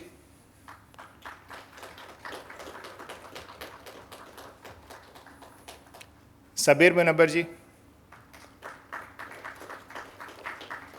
आदित्य सिंह, आदित्य जी, क्योंकि आदित्य और हम वैसे मित्र हो गए तो इसलिए जी मैंने वापस ले लिया था। और अगर आप मुझे बर्दाश्त कर सकेंगे तो मैंने सोचा मैं ऐसा मौका क्यों छोड़ दूं, तो मैं भी बैठूंगा। परिचय मैंने इसलिए कहा था कि हमने कहा था गुणवत्ता की बात है। डॉक्टर आरती लोकेश कई दशकों से दुबई में निवास कर रही हैं और ये किसी परिचय की मोहताज नहीं है। मैंने जितना पढ़ा मुझे लगा एक कहानी और की किताब बन सकती है। इन्होंने कई किताबें लिखी हैं, उपन्यास, 4 उपन्यास, कविता संग्रह, कथा संग्रह, नाट्य संग्रह, 24 पुस्तकें, 5 अन्य प्रकाशनाधीन हैं। तो मुझे लगता है कि हिंदी तो इनकी रग रग में है। अब डॉक्टर हैं, हिंदी और से खास नाता है। इन्होंने हिंदी में ही शोध किया है। मैं इसलिए बोलता हूँ मुझे हिंदी बोलना अच्छा लगता है। जब मुझसे कभी पूछा था कि आपकी डिग्री क्या है, तो मैंने कहा मैंने अन्वेषण रसायन में परास्नातक की उपाधि प्राप्त की है। So it means like analytical chemistry, एड में एमएससी इन एनालिटिकल केमिस्ट्री। तो मुझे लगा ये बोलना ज़्यादा अच्छा लगता है। एनालिटिकल केमिस्ट्री समझ में नहीं आता, बहुत मज़ा नहीं आता था बोलने में। लेकिन डॉक्टर आरती लोकेश की अगर मैं ये देखूँ तो मुझे लगता है कि शायद 5 या 10 मिनट हो जाएगा, तो हम क्षमा मांगते हैं। लेकिन हम आपको ये बता सकते हैं कि ये ना सिर्फ विद्वता रखती हैं, इनके कलाम, इनकी कविता आपको निश्चित तौर पर अंदर तक महसूस होगी। दूसरा नाम अनु बापना जी, दुबई में 3 सालों से हैं। मैं इसलिए खुश हूँ क्योंकि मैं 2 साल से हैं, तो ये 3 साल से हैं। नहीं तो हर एक आदमी करता था 20 साल, 25 साल, 19 साल, 18 साल। तो मुझे इस बात की खुशी है कि कोई तो मेरे आसपास है। ये अफ्रीका में थी, वहाँ भी इन्हें काफ़ी अच्छा लगा ये जैसा बताया। लेकिन ये कॉर्पोरेट ट्रेनर हैं और अपनी कंपनी में निदेशक हैं। कई जगह इन्होंने कविता पाठ किया है, काफ़ी अच्छा लिखती हैं। कुछ पत्रिकाओं की सह संपादिका हैं, आप भी संपादिका हैं। कुछ संस्थाओं की अध्यक्ष हैं, वनकम यूई, अंतर्राष्ट्रीय काव्य मंच, वागीश अंतर्राष्ट्रीय संस्था। तो अनु बापना जी भी एक अच्छा नाम है, सुनने में आपको निश्चित तौर पर अच्छा लगेगा। और अभी इन सबको शायद किसी अन्य कार्यक्रम में भी जाना है, तो हम थोड़ा जल्दी इसको आगे रखेंगे। सबीर मुनव्वर राहत इंदौरी के शहर से आते हैं। सबीर का नाम, सबीर का मतलब होता है, और जो सबीर मुनव्वर का मतलब होता है रोशनी, पवित्र रोशनी, अगर मैं गलत नहीं हूँ तो। ये नाम वैसे भी हम मुनव्वर के नाम से हम मुनव्वर राना को जानते हैं, हमने सबीर नाम से भी। तो ये जो नाम है, मैं इनसे उम्मीद करता हूँ कि कलाम भी उतने ही खूबसूरत होंगे, उतने ही पवित्र होंगे, उतने ही दिल को छूने वाले होंगे। आदित्य उस पेशे से आते हैं जिसका महिलाओं में काफ़ी चाव है। तनिष्क, किसने नाम नहीं सुना है। लेकिन उससे भी अच्छी बात है कि आदित्य बहुत अच्छा लिखते भी हैं। और आज ये कुछ खास लेकर आए हैं। वैसे तो मैं बताता नहीं, लेकिन मुझे लगता है उससे पहले बताना जरूरी है कि जब भविष्य की बात हो रही थी तो आदित्य की बेटी बहुत अच्छा लिखती हैं और वो प्रकाशित भी हैं। और आज उसी कविता का तर्जुमा पेश करेंगे हिंदी में आदित्य। तो हम आरंभ करेंगे आरती लोकेश जी से।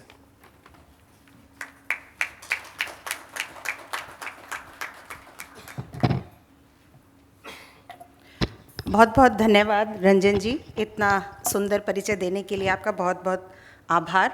सबसे पहले यहाँ उपस्थित सभी गुणीजन को, विद्वतजन को, वरिष्ठ जन को, गुरुजन को मैं सादर नमस्कार करती हूँ।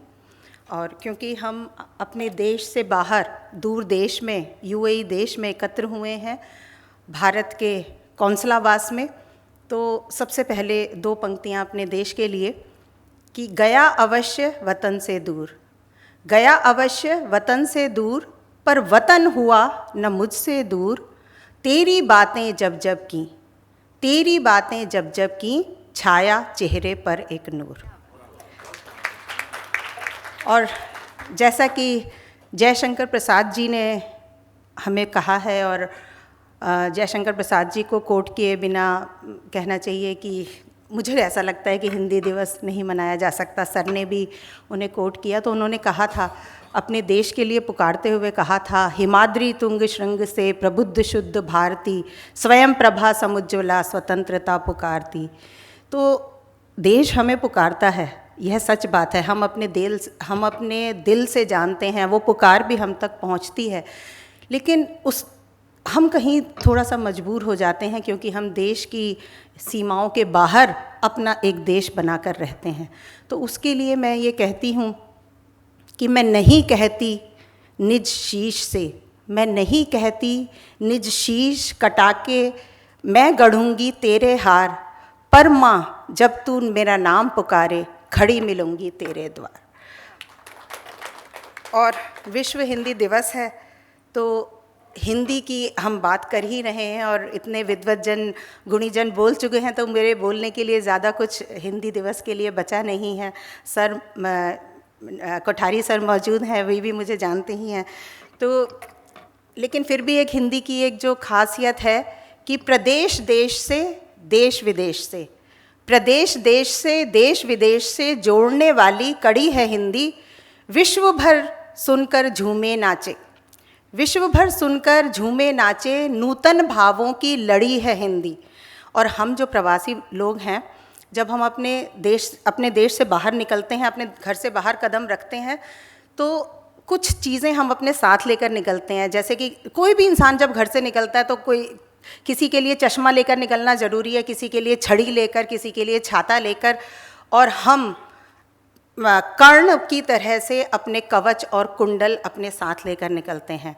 और ये कवच और कुंडल हैं हमारी भाषा और हमारी संस्कृति, जिनसे हम पहचाने जाते हैं, जिनसे हम जाने जाते हैं, और इसी के कारण हम जहाँ जाते हैं वहाँ की संस्कृति से घुल मिलकर एक छोटा सा भारत हम वहाँ बनाते हैं।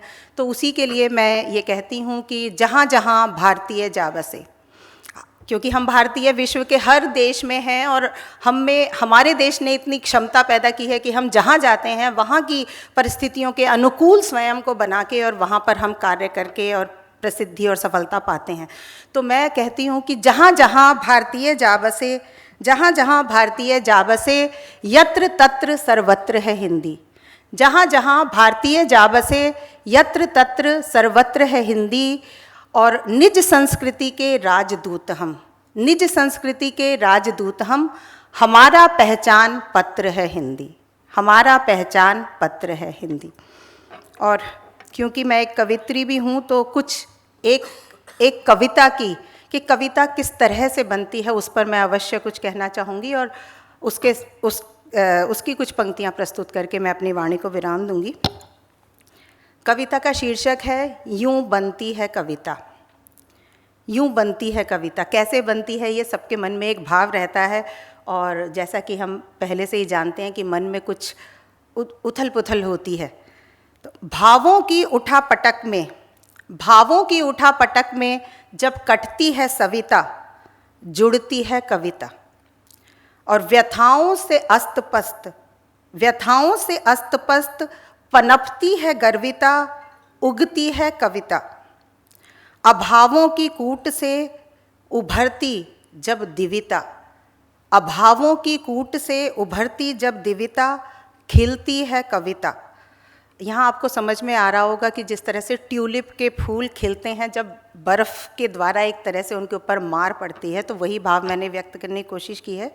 और विगत से उलझी सी साधती जब भविता, सुलझी है कविता। मिथ्या के शोर में सत्य की अन्वेषिता, बजती है कविता। है दर्शन का पुंज पर शांत प्रभविता, एक छनती है कविता। द्वेषों के राग पर बिखरती मनस्विता, सिमटी है कविता। और बेमोल लुट जाती, अंतिम पंक्तियां हैं, बेमोल लुट जाती अनमोल अनुभविता, तो गढ़ती है कविता। यूँ बनती है कविता, यूँ बनती है कविता। बहुत बहुत धन्यवाद आप सभी को विश्व हिंदी दिवस की शुभकामनाओं के साथ मैं अपनी वाणी को विराम देती हूँ। धन्यवाद। धन्यवाद आरती जी। मैंने कभी एक किताब लिखी थी, अभी भी है वो किताब, एक छोटी सी 4 पंक्तियाँ थी, उसमें शब्दों को कविता में ढालना ठीक ऐसे ही है जैसे अजन्मे बालक को जन्म देना और फिर पालना। कविता बहुत मुश्किल होती है, कई बार आसान होती है, और नारी से अच्छा कविता का कोई उदाहरण नहीं दे सकता, कविता को समझ नहीं सकता। तो हमारी अगली कवियत्री हैं अनु बापना जी। धन्यवाद। सभी को सादर सस्नेह नमस्कार। विश्व हिंदी दिवस की शुभकामनाएं। आप सभी ने इतना सुंदर बोला, इतने सुंदर वक्तव्य हमने सुने, और आरती जी के बोलने के बाद तो मेरी हिम्मत ही नहीं होगी कि मैं कुछ और करूं, वो पुनरावृत्ति करने के बराबर होगी। तो हमने सुना था सुनील जी को, दिनेश जी को, रंजन जी को भी, तो कुछ उनकी बातों को ही मैं रेखांकित करके हिंदी दिवस विशेष कुछ पंक्तियां आपको देती हूँ। मैं मुख्यतः छंदों में लिखती हूँ, तो विधाता छंद में कुछ पंक्तियां हमारी लाडली हिंदी के नाम। राजभाषा हिंद की है लाडली हिंदी, शारदे के भाल पर जो शोभती बिंदी। देश से, ये हम सबके लिए है कि देश से जो दूर रहते भान ना होता, एक कमी रहती सदा ही ज्ञान ना होता। हर हृदय के तल भरा एक शून्य होता है, याद करके देश को चुपचाप रोता है। और ऐसे में कभी हिंदी सुनाई दे, गैर माटी पर वही अपना दिखाई दे। और व्यक्ति की अभिव्यक्ति होती, भाव जुड़ते हैं, कि मातृभाषा जब सुने तो लोग मुड़ते हैं। हम सभी के साथ होता है कि हिंदी सुनकर की इतनी सुखद अनुभूति होती है। और अंतिम पंक्तियां हैं कि जोड़ती इंसान को इंसान से भाषा, और हिंदी है जगाती भोर सी आशा। और कुछ पंक्तियां, क्योंकि हम सब भारतीय हैं तो कुछ पंक्तियां अपनी माटी के नाम ज़रूर पढ़ना चाहूँगी। जहाँ कण कण भरा चंदन, जहाँ कण कण भरा चंदन, प्रखर स्वर्णिम सवेरा है, खड़ा है शान से देखो हिमालय डाल घेरा है। जहाँ अमृत भरी वाणी, अजानों शंखनादों में, करूँ मैं क्यों नहीं अभिमान, हिंदुस्तान मेरा है। तो जय हिंदी, जय हिंदुस्तान। और बस 2 ही मिनटों में मैं श्रृंगार और प्रेम पर लिखती हूँ अक्सर, तो एक छोटा सा गीत आपके समक्ष रखती हूँ।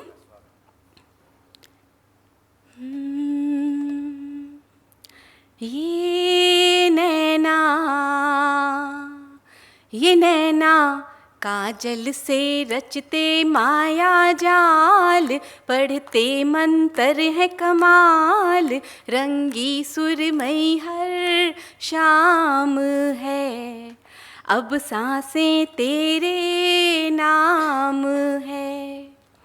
गज़ल लिखूं तो हर्फ तू बनती, कथा का तू किरदार। गज़ल लिखूं तो हर्फ तू बनती, कथा का तू किरदार। और गीत रचूं तो तू ही दिखती, कर 16 श्रृंगार की जैसे, चंदा की डोली पर हो सवार, तारों का घूंघट डार, तू उतरी मेरे धाम है। रंगी सुरमई हर शाम है। अंतिम बंद है कि तू हंस दे जब पलके उठाकर जलते चराग हजार, तू हंस दे जब पलके उठाकर जलते चराग हजार। कैनवास पे छितरे चटक से रंगों की बौछार की मुझको सब कहते रांझा तुझको हीर सोहनी का माही मीर, और कहते राधे श्याम है। रंगी सुरमई ये नैना काजल से रचते माया जाल। बहुत बहुत धन्यवाद।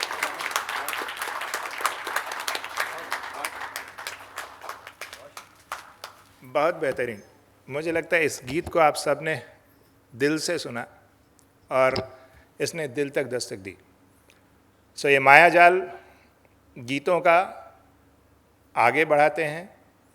और मुझे जो सबसे अच्छी बात लगी कि जब हमने ये चुना था तो हमें नहीं पता था कि हम सचमुच इतने गुणी लोगों को चुन रहे हैं, क्योंकि सुना ज़रूर था, लेकिन आज जब गुन रहे हैं तो हमें पता चला कि आज ये बात सही है कि संख्या से गुणवत्ता बढ़ी है। अगला नाम पेशे से इंटीरियर डिजाइनर हैं सबीर मुनव्वर जी। हमने गीत सुने, हमने कविता सुनी और हम कलाम सुनेंगे। इससे विविधता भी है और नए आयाम भी है। सबीर जी। सभी गुणीजनों को मेरा सादर प्रणाम, नमस्कार, आदाब। हिंदी दिवस की आपको सबको शुभकामनाएं। और जिस देश की सरजमीन पे हम ये कार्यक्रम कर रहे हैं उसके लिए कुछ ना कहा जाए तो ये इंसाफ ना होगा।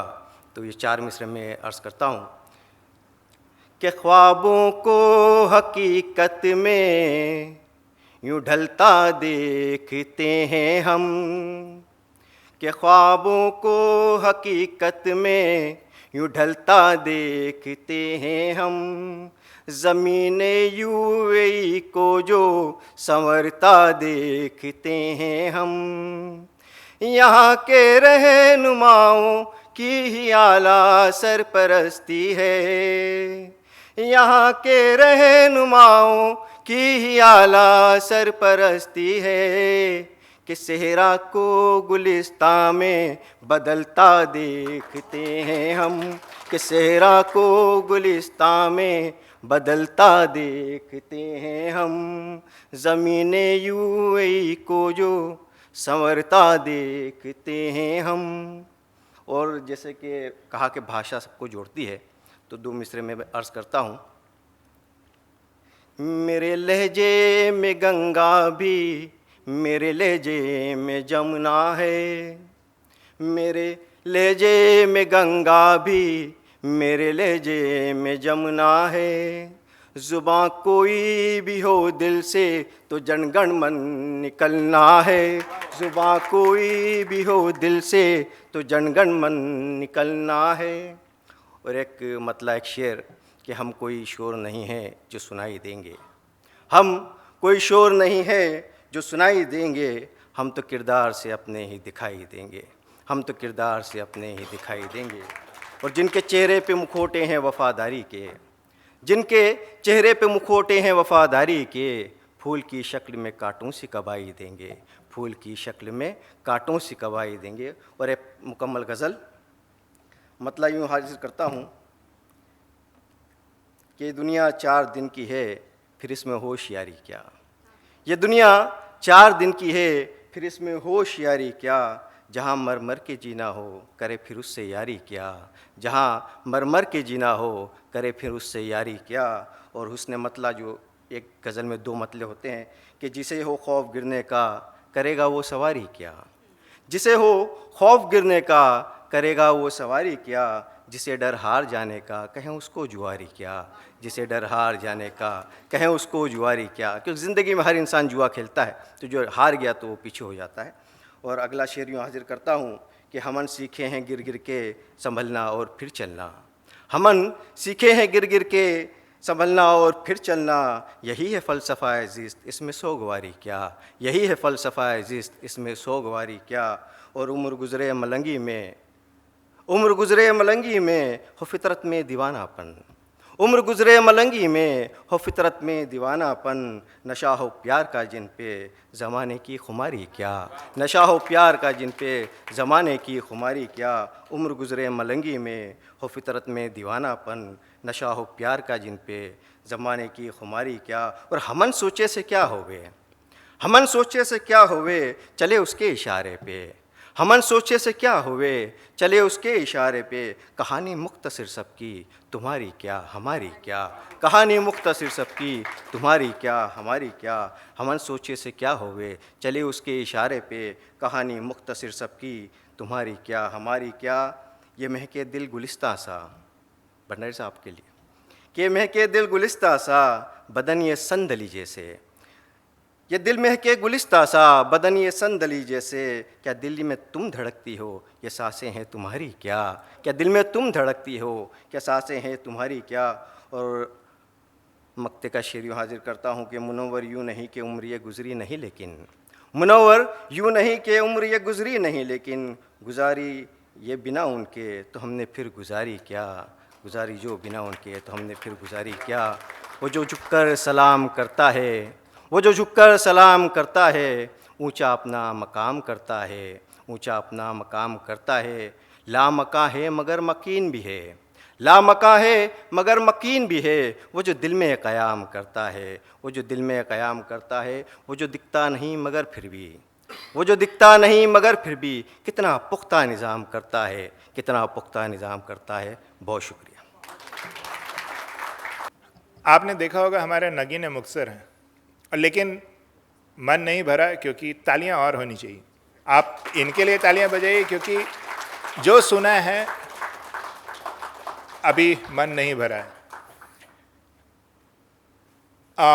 दुष्यंत ने कहा था जो ओढ़ता हूँ बिछाता हूँ वही गज़ल मैं सुनाता हूँ। जो सबीर साहब ने कहा है जो ओढ़ा बिछाया वो आपको सुनाया। जो अगले शख्स हैं वह कविता ला रहे हैं जो तर्जुमा है, लेकिन उसमें भविष्य की गूंज है, भविष्य का आईना है। जो उस समय आशा की बात हो रही थी वह आशा भी है। तो मैं बुलाता हूँ आदित्य जी को। बहुत ही मुश्किल था दो वजहों से। एक तो गला ख़राब था बट अभी जो यहाँ आमंत्रित किया गया और विश्व हिंदी दिवस का कार्यक्रम था, तो कोई वजह नहीं थी मेरे पास कि मैं रोक सकूं कि मैं नहीं आऊँगा और शामिल नहीं होऊंगा आज की इस सभा में। इतना खूबसूरत एक कविता सुनी और गीत सुना और शायरी और गज़ल सुने और ये पहले से IBPC ऑफिस की तरफ से वो प्रोफाइल जो मिलता है कि कौन गुणीजन आने वाले हैं वो मिला था, और उनको देख के बहुत दुविधा में पड़ गया था कि क्या ऐसी कविता लेके जाऊं जो इतने सम्मानित लोग और इतने गुणी लोग उनके सामने अपनी बात को रख सकें। एंड निलय जी ने बताया कि जैसे मेरी बेटी भी लिखती हैं और 15 साल की हैं अभी, और उनकी एक पुस्तक अभी हाल में ही पब्लिश हुई है। तो मैंने उनसे बात किया, मैंने क्यों ना मैं आपकी एक कविता, मैं आपका एक अनुवादक बन सकता हूँ, बट यहाँ पे सब लोग वयस्क लोग बैठे हैं, पर मैं एक बच्चे की आवाज़ को वो क्या फ़ील करते हैं, और ख़ास तौर पे हम बात करते हैं वो 12 से 18 साल के बीच में बहुत सारे दिमाग में बातें चलती रहती हैं, तो उसको एक कविता के तौर पे उन्होंने लिखा था, बट वो इंग्लिश में लिखा था। मैं उसका अनुवादक बन के उनका एक फेस बन के यहाँ पे आपके सामने प्रस्तुत करता हूँ। कविता का शीर्षक है मुझे नींद नहीं आती माँ। ये ख्याल हमेशा मुझे रातों को जगाए रखता है, लोग नफ़रत क्यों करते हैं और क्यों आपस में लड़ते हैं। क्यों हमारी यह पृथ्वी धर्म और त्वचा के रंग में बँट जाती है और भाषा बोली से विषमताएं बढ़ जाती हैं। क्या दोष उस बालक का जिसकी जननी पर रंग गाढ़ा फबता है, और क्या यह उस स्थानक की गलती है कि वह वहाँ जन्मा जहां सूरज तेज तपता है। क्या यह उस लड़की की गलती है कि वो 2 एक्स के साथ जन्मी? क्यों वह लड़की अपनी पहचान से लज्जित होती है? यह सोच सोच कर मुझे नींद नहीं आती माँ। लोग नफरत क्यों करते हैं और क्यों आपस में लड़ते हैं? और सीमाएं खींचकर क्यों विभाजित करते हैं? क्यों नहीं भिन्नताओं का उत्सव मनाते हैं? आज हम यहाँ भिन्नताओं का उत्सव मना रहे हैं। क्यों नहीं हम भिन्नताओं का उत्सव मनाते हैं? बंदूकों के इस्तेमाल के लिए युद्ध क्यों करवाते हैं?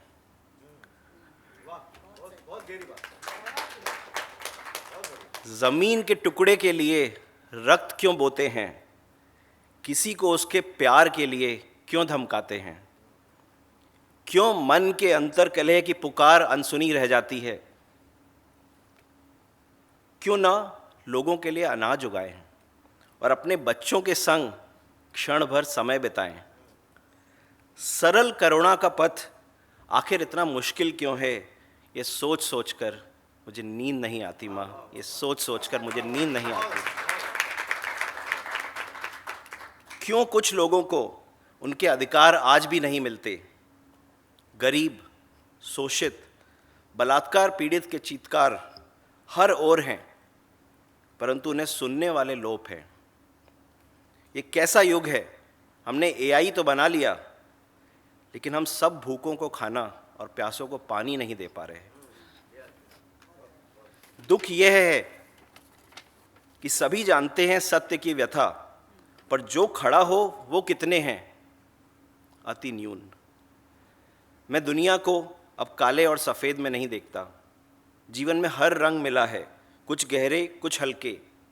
कहीं स्वर्ग का स्वप्न, कहीं नरक का भय, कहीं भगवान शैतान और जीवन के बाद की लय। हर किसी के पास देने के लिए एक नई दृष्टि है, उनके कार्यों की, उनके कारणों की। मृत्यु ही जीवन को मूल्यवान बनाती है। दफनाया जाए या जलाया जाए, पर क्या चेतना नष्ट हो जाती है? ये सोच सोचकर मुझे नींद नहीं आती माँ। ये सोच सोचकर मुझे नींद नहीं आती माँ। और आपने बात किया था भविष्य की आशा के लिए, और वो उसकी कविता का आखिरी 2 पंक्ति था। इस उम्मीद के साथ कि एक दिन मुझे इन सवालों का जवाब मिलेगा, पर तब तक कोशिश रहेगी अगर मैं इनमें से कुछ चीज़ें खुद सुधार सकूं। इतनी छोटी उम्र और इतनी गहरी सोच। मैंने देखा था पूरा हॉल सन्नाटा था, क्योंकि यह अंदर तक जाती है। और यह सोच जो है, इसके साथ जैसे मुनव्वर राना ने माँ के लिए कहा, किसी के हिस्से में घर आया, किसी के हिस्से में मकान आई, किसी के हिस्से में घर आया, किसी के हिस्से में मकान आई। मैं सबसे छोटा था, मेरे हिस्से में माँ आई।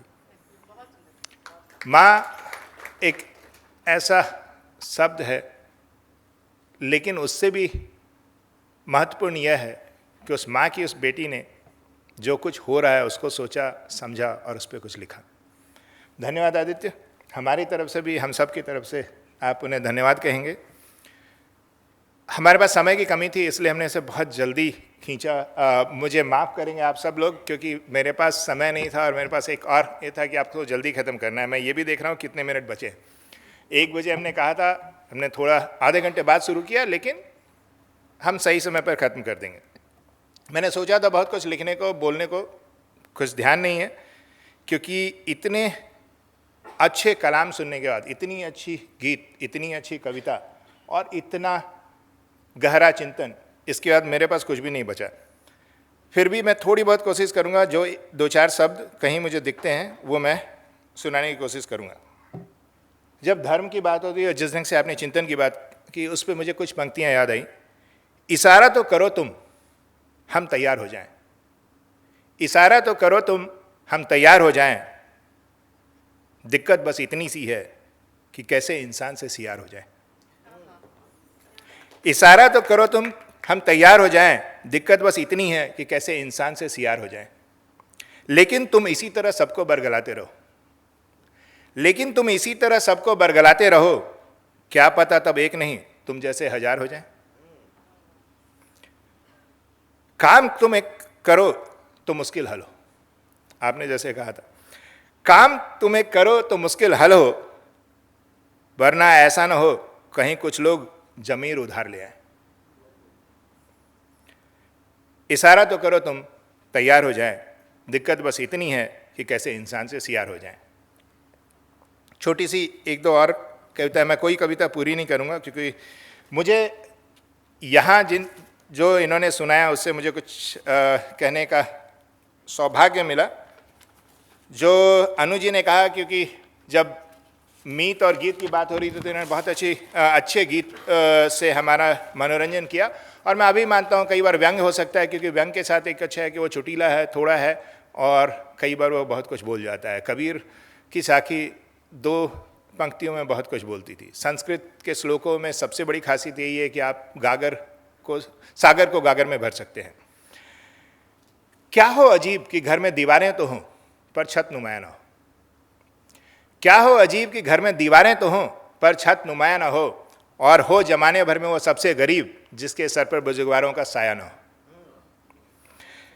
क्या हो अजीब कि घर में दीवारें तो हों पर छत नुमाया ना हो, और जमाने भर में हो सबसे गरीब जिसके सर पर बुजुर्गवारों का साया ना हो। हो अजीब ऐसा भी, हो अजीब ऐसा भी कि निवाले तो हों पर भूख ना हो।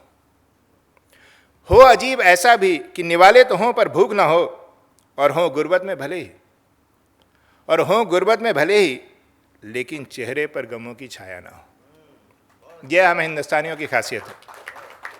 हम जिस हिंदुस्तान को लेके आते हैं, चाहे किसी भी स्थिति में रहते हैं, लेकिन हिंदुस्तान और उसका स्वाभिमान वो इस बात पे है कि हम कितने भी गुर्बत में रहें, हमारे चेहरे पर गमों की छाया नहीं होती है। ये मुल्क भी अजीब है, ये मुल्क भी अजीब, कत्ल को आमादा भीड़ है। ये मुल्क भी अजीब, कत्ल को आमादा भीड़, पर कोई खंजर लाया ना हो। पता है सबको कि नहीं वो बेगुनाह, पता है सबको कि नहीं वो बेगुनाह, लेकिन उसके गुनाहों पर यकीन किसी को आया ना हो। क्या हो अजीब कि घर में दीवारें तो हों पर छत नुमाया ना हो, और जमाने भर में हो सबसे गरीब वो जिसके सर पर बुजुर्गवारों का साया ना हो। मैंने सोचा थोड़े मुख्तसर तरीके से पढ़ा जाए। अगर आप इजाज़त देंगे तो 1-2 मिनट और परेशान करूंगा आप सबको। गज़ल हो गया, शायरी हो गई, थोड़ी काम की बात हो गई, थोड़ी बेकार की बात। एक दिन पत्नी ने पूछा, क्या अचार और सरकार एक है? थोड़ा पॉलिटिकल है, बट मुझे लगता है ये ज़रूरी भी है, क्योंकि हम सबके साथ हिंदुस्तानी पॉलिटिकल नहीं हो, ऐसा हो ही नहीं सकता। एक दिन पत्नी ने पूछा, क्या अचार और सरकार एक है? मैंने कहा, अगर गुनों की बात है तो अचार सरकार से अधिक नेक है। अगर गुनों की बात है तो अचार सरकार से अधिक नेक है। अचार बनाने के लिए बहुत ज़रूरी है नींबू, गाजर, लहसुन और आम, पर सरकार बनाने के तो बस विधायकों को खरीदने का है काम। मुंह में पानी लाने वाले स्वाद के लिए बहुत जरूरी अचार की खटास है। मुंह में पानी लाने वाले स्वाद के लिए बहुत जरूरी अचार की खटास है। सरकार में अक्सर रहती है खटपट, पर माल बटोरने वाले विधायकों में मिठास है। सबसे अच्छा और स्वादिष्ट अचार अक्सर खट्टे आम का ही होता है। सबसे अच्छा और स्वादिष्ट अचार अक्सर खट्टे आम का ही होता है। नेता जैसे ही बनता है विधायक, पहले आम आदमी को ही धोता है। सबसे अच्छा और स्वादिष्ट अचार अक्सर खट्टे आम का ही होता है। नेता जैसे ही बनता है विधायक, पहले आम आदमी को ही धोता है। अचार में दागी फल या सब्जी हो तो अचार में लगती है फफूंदी और सड़ जाता है। अचार में दागी फल या सब्जी हो तो अचार में लगती है फफूंदी और सड़ जाता है। दागी नेता को यदि नहीं मिले गद्दी तो अपनी ही पार्टी से लड़ जाता है। अचार के अच्छे होने के लिए हमेशा चाहिए अच्छे और ताजे फल और सब्जी। सरकार के लिए मुफीद है वह नेता जो हो गुंडा और भ्रष्ट आजकल। अच्छे अचार के लिए होना चाहिए थोड़ा नमक और शुद्ध सरसों का तेल, पर सरकार में तो वो जो करें नमक हरामी और जनता का ही निकाल सकें तेल। अच्छे अचार के लिए होना चाहिए थोड़ा नमक और शुद्ध सरसों का तेल, पर सरकार में तो वो जो करें नमक हरामी और जनता का ही निकाल सकें तेल। अचार अच्छा हो तो चले सालों साल, अचार अच्छा हो तो चले सालों साल, पर इसके लिए धूप का हो अच्छा इंतजाम। बस इसके लिए हो धूप का अच्छा इंतजाम, पर सरकार वही सच्ची जो हरदम काटे बवाल और नेताओं तथा पार्टी के लिए लूटे चंदे तमाम। पर एक बात तो दीगर है कि इसमें जनता का भी है दोष, पर एक बात तो दीगर है, इसमें जनता का भी है दोष। भारत के लोगों को बहुत पसंद है अचार, भारत के लोगों को बहुत पसंद है अचार, इसलिए वोट देते समय देखते हैं जाति और धर्म, और बदले में मिलती है उनको अचारी खिचड़ी सरकार। तो धन्यवाद। बस 4 लाइनें खत्म कर दूंगा। चलो आज एक ऐसा चलन चलाएं, चलो आज एक ऐसा चलन चलाएं कि दोस्ती करने से पहले खूब दुश्मनी निभाएं। चलो आज ऐसा चलन चलाएं कि दोस्ती करने से पहले खूब दुश्मनी निभाएं। अपने गिरेवा में तो बाद में झांकेंगे, अपने गिरेवा में तो बाद में झांकेंगे, पहले दूसरे का गिरेवा पकड़ने का हुनर सिखाएं, पहले दूसरे का गिरेवा पकड़ने का हुनर सिखाएं। पुरअसर होगा ये भी चलन, पुरअसर होगा ये भी चलन कि पत्थर फेंक कर उस पर खुद को शर्माए। ऐसा बहुत कम होता है। पुरअसर होगा ये भी चलन कि पत्थर फेंक कर खुद पर शर्माए। हमारा हाथ क्यों बढ़े दोस्ती को, हमारा हाथ क्यों बढ़े दोस्ती को, दोनों कर रहे हैं सोच कि पहले कौन हाथ बढ़ाए। सो आज का समय ऐसा हो गया है कि पहले कौन हाथ बढ़ाए, लेकिन हम सब हाथ बढ़ा रहे हैं हिंदी के लिए, और हमारी पूरी कोशिश है कि हिंदी अपने उस मुकाम पर पहुँचे जब वह हिंदुस्तान भारत माता के माथे की, उसके भाल की बिंदी हो। इस कार्यक्रम में संख्या जरूर कम थी, लेकिन उत्साह कभी कम नहीं हुआ था। अगली बार इससे बहुत बृहद तरीके से हम इस कार्यक्रम को मनाएंगे और हिंदी को जन जन तक पहुंचाएंगे। हिंदी निश्चित तौर पर जन जन की भाषा है, और मैंने यहाँ जितना सुना और जितना देखा उससे मुझे यह जरूर पता है कि हिंदी के लिए प्रेम कभी भी कम नहीं हुआ है। सो आप सबका धन्यवाद यहाँ आने के लिए, हिंदी अंतर्राष्ट्रीय हिंदी दिवस को सफल बनाने के लिए, और उससे भी अधिक हिंदी की लौ दूसरों में जगाने के लिए। सो आप सबका धन्यवाद। हम किस कार्यक्रम को किसी भी ढंग से औपचारिक नहीं कर रहे हैं। हमने यह सोचा था कि हम जुड़ेंगे, जुटेंगे, बैठेंगे और हिंदी की बातें करेंगे। तो अभी तक हमें आपको निश्चित तौर पर मज़ा आया होगा, और सबसे अच्छी बात है कि जो हमने काव्य सुमन चुने थे, जो गुलदस्ता बना था, इस गुलदस्ता के सभी फूलों को हमारी तरफ से धन्यवाद, हम सब की तरफ से धन्यवाद, और उससे भी अधिक इस पूरे उपवन को धन्यवाद, क्योंकि आप आए तो यह उपवन बना। तो हिंदी के उस उपवन में खिलने वाले हर एक फूल को हमारी तरफ से, IUPAC की तरफ से, काउंसिल जनरल ऑफ इंडिया की तरफ से, कॉन्सुलेट की तरफ से, और सबसे बड़ी बात हिंदुस्तान की तरफ से धन्यवाद। धन्यवाद।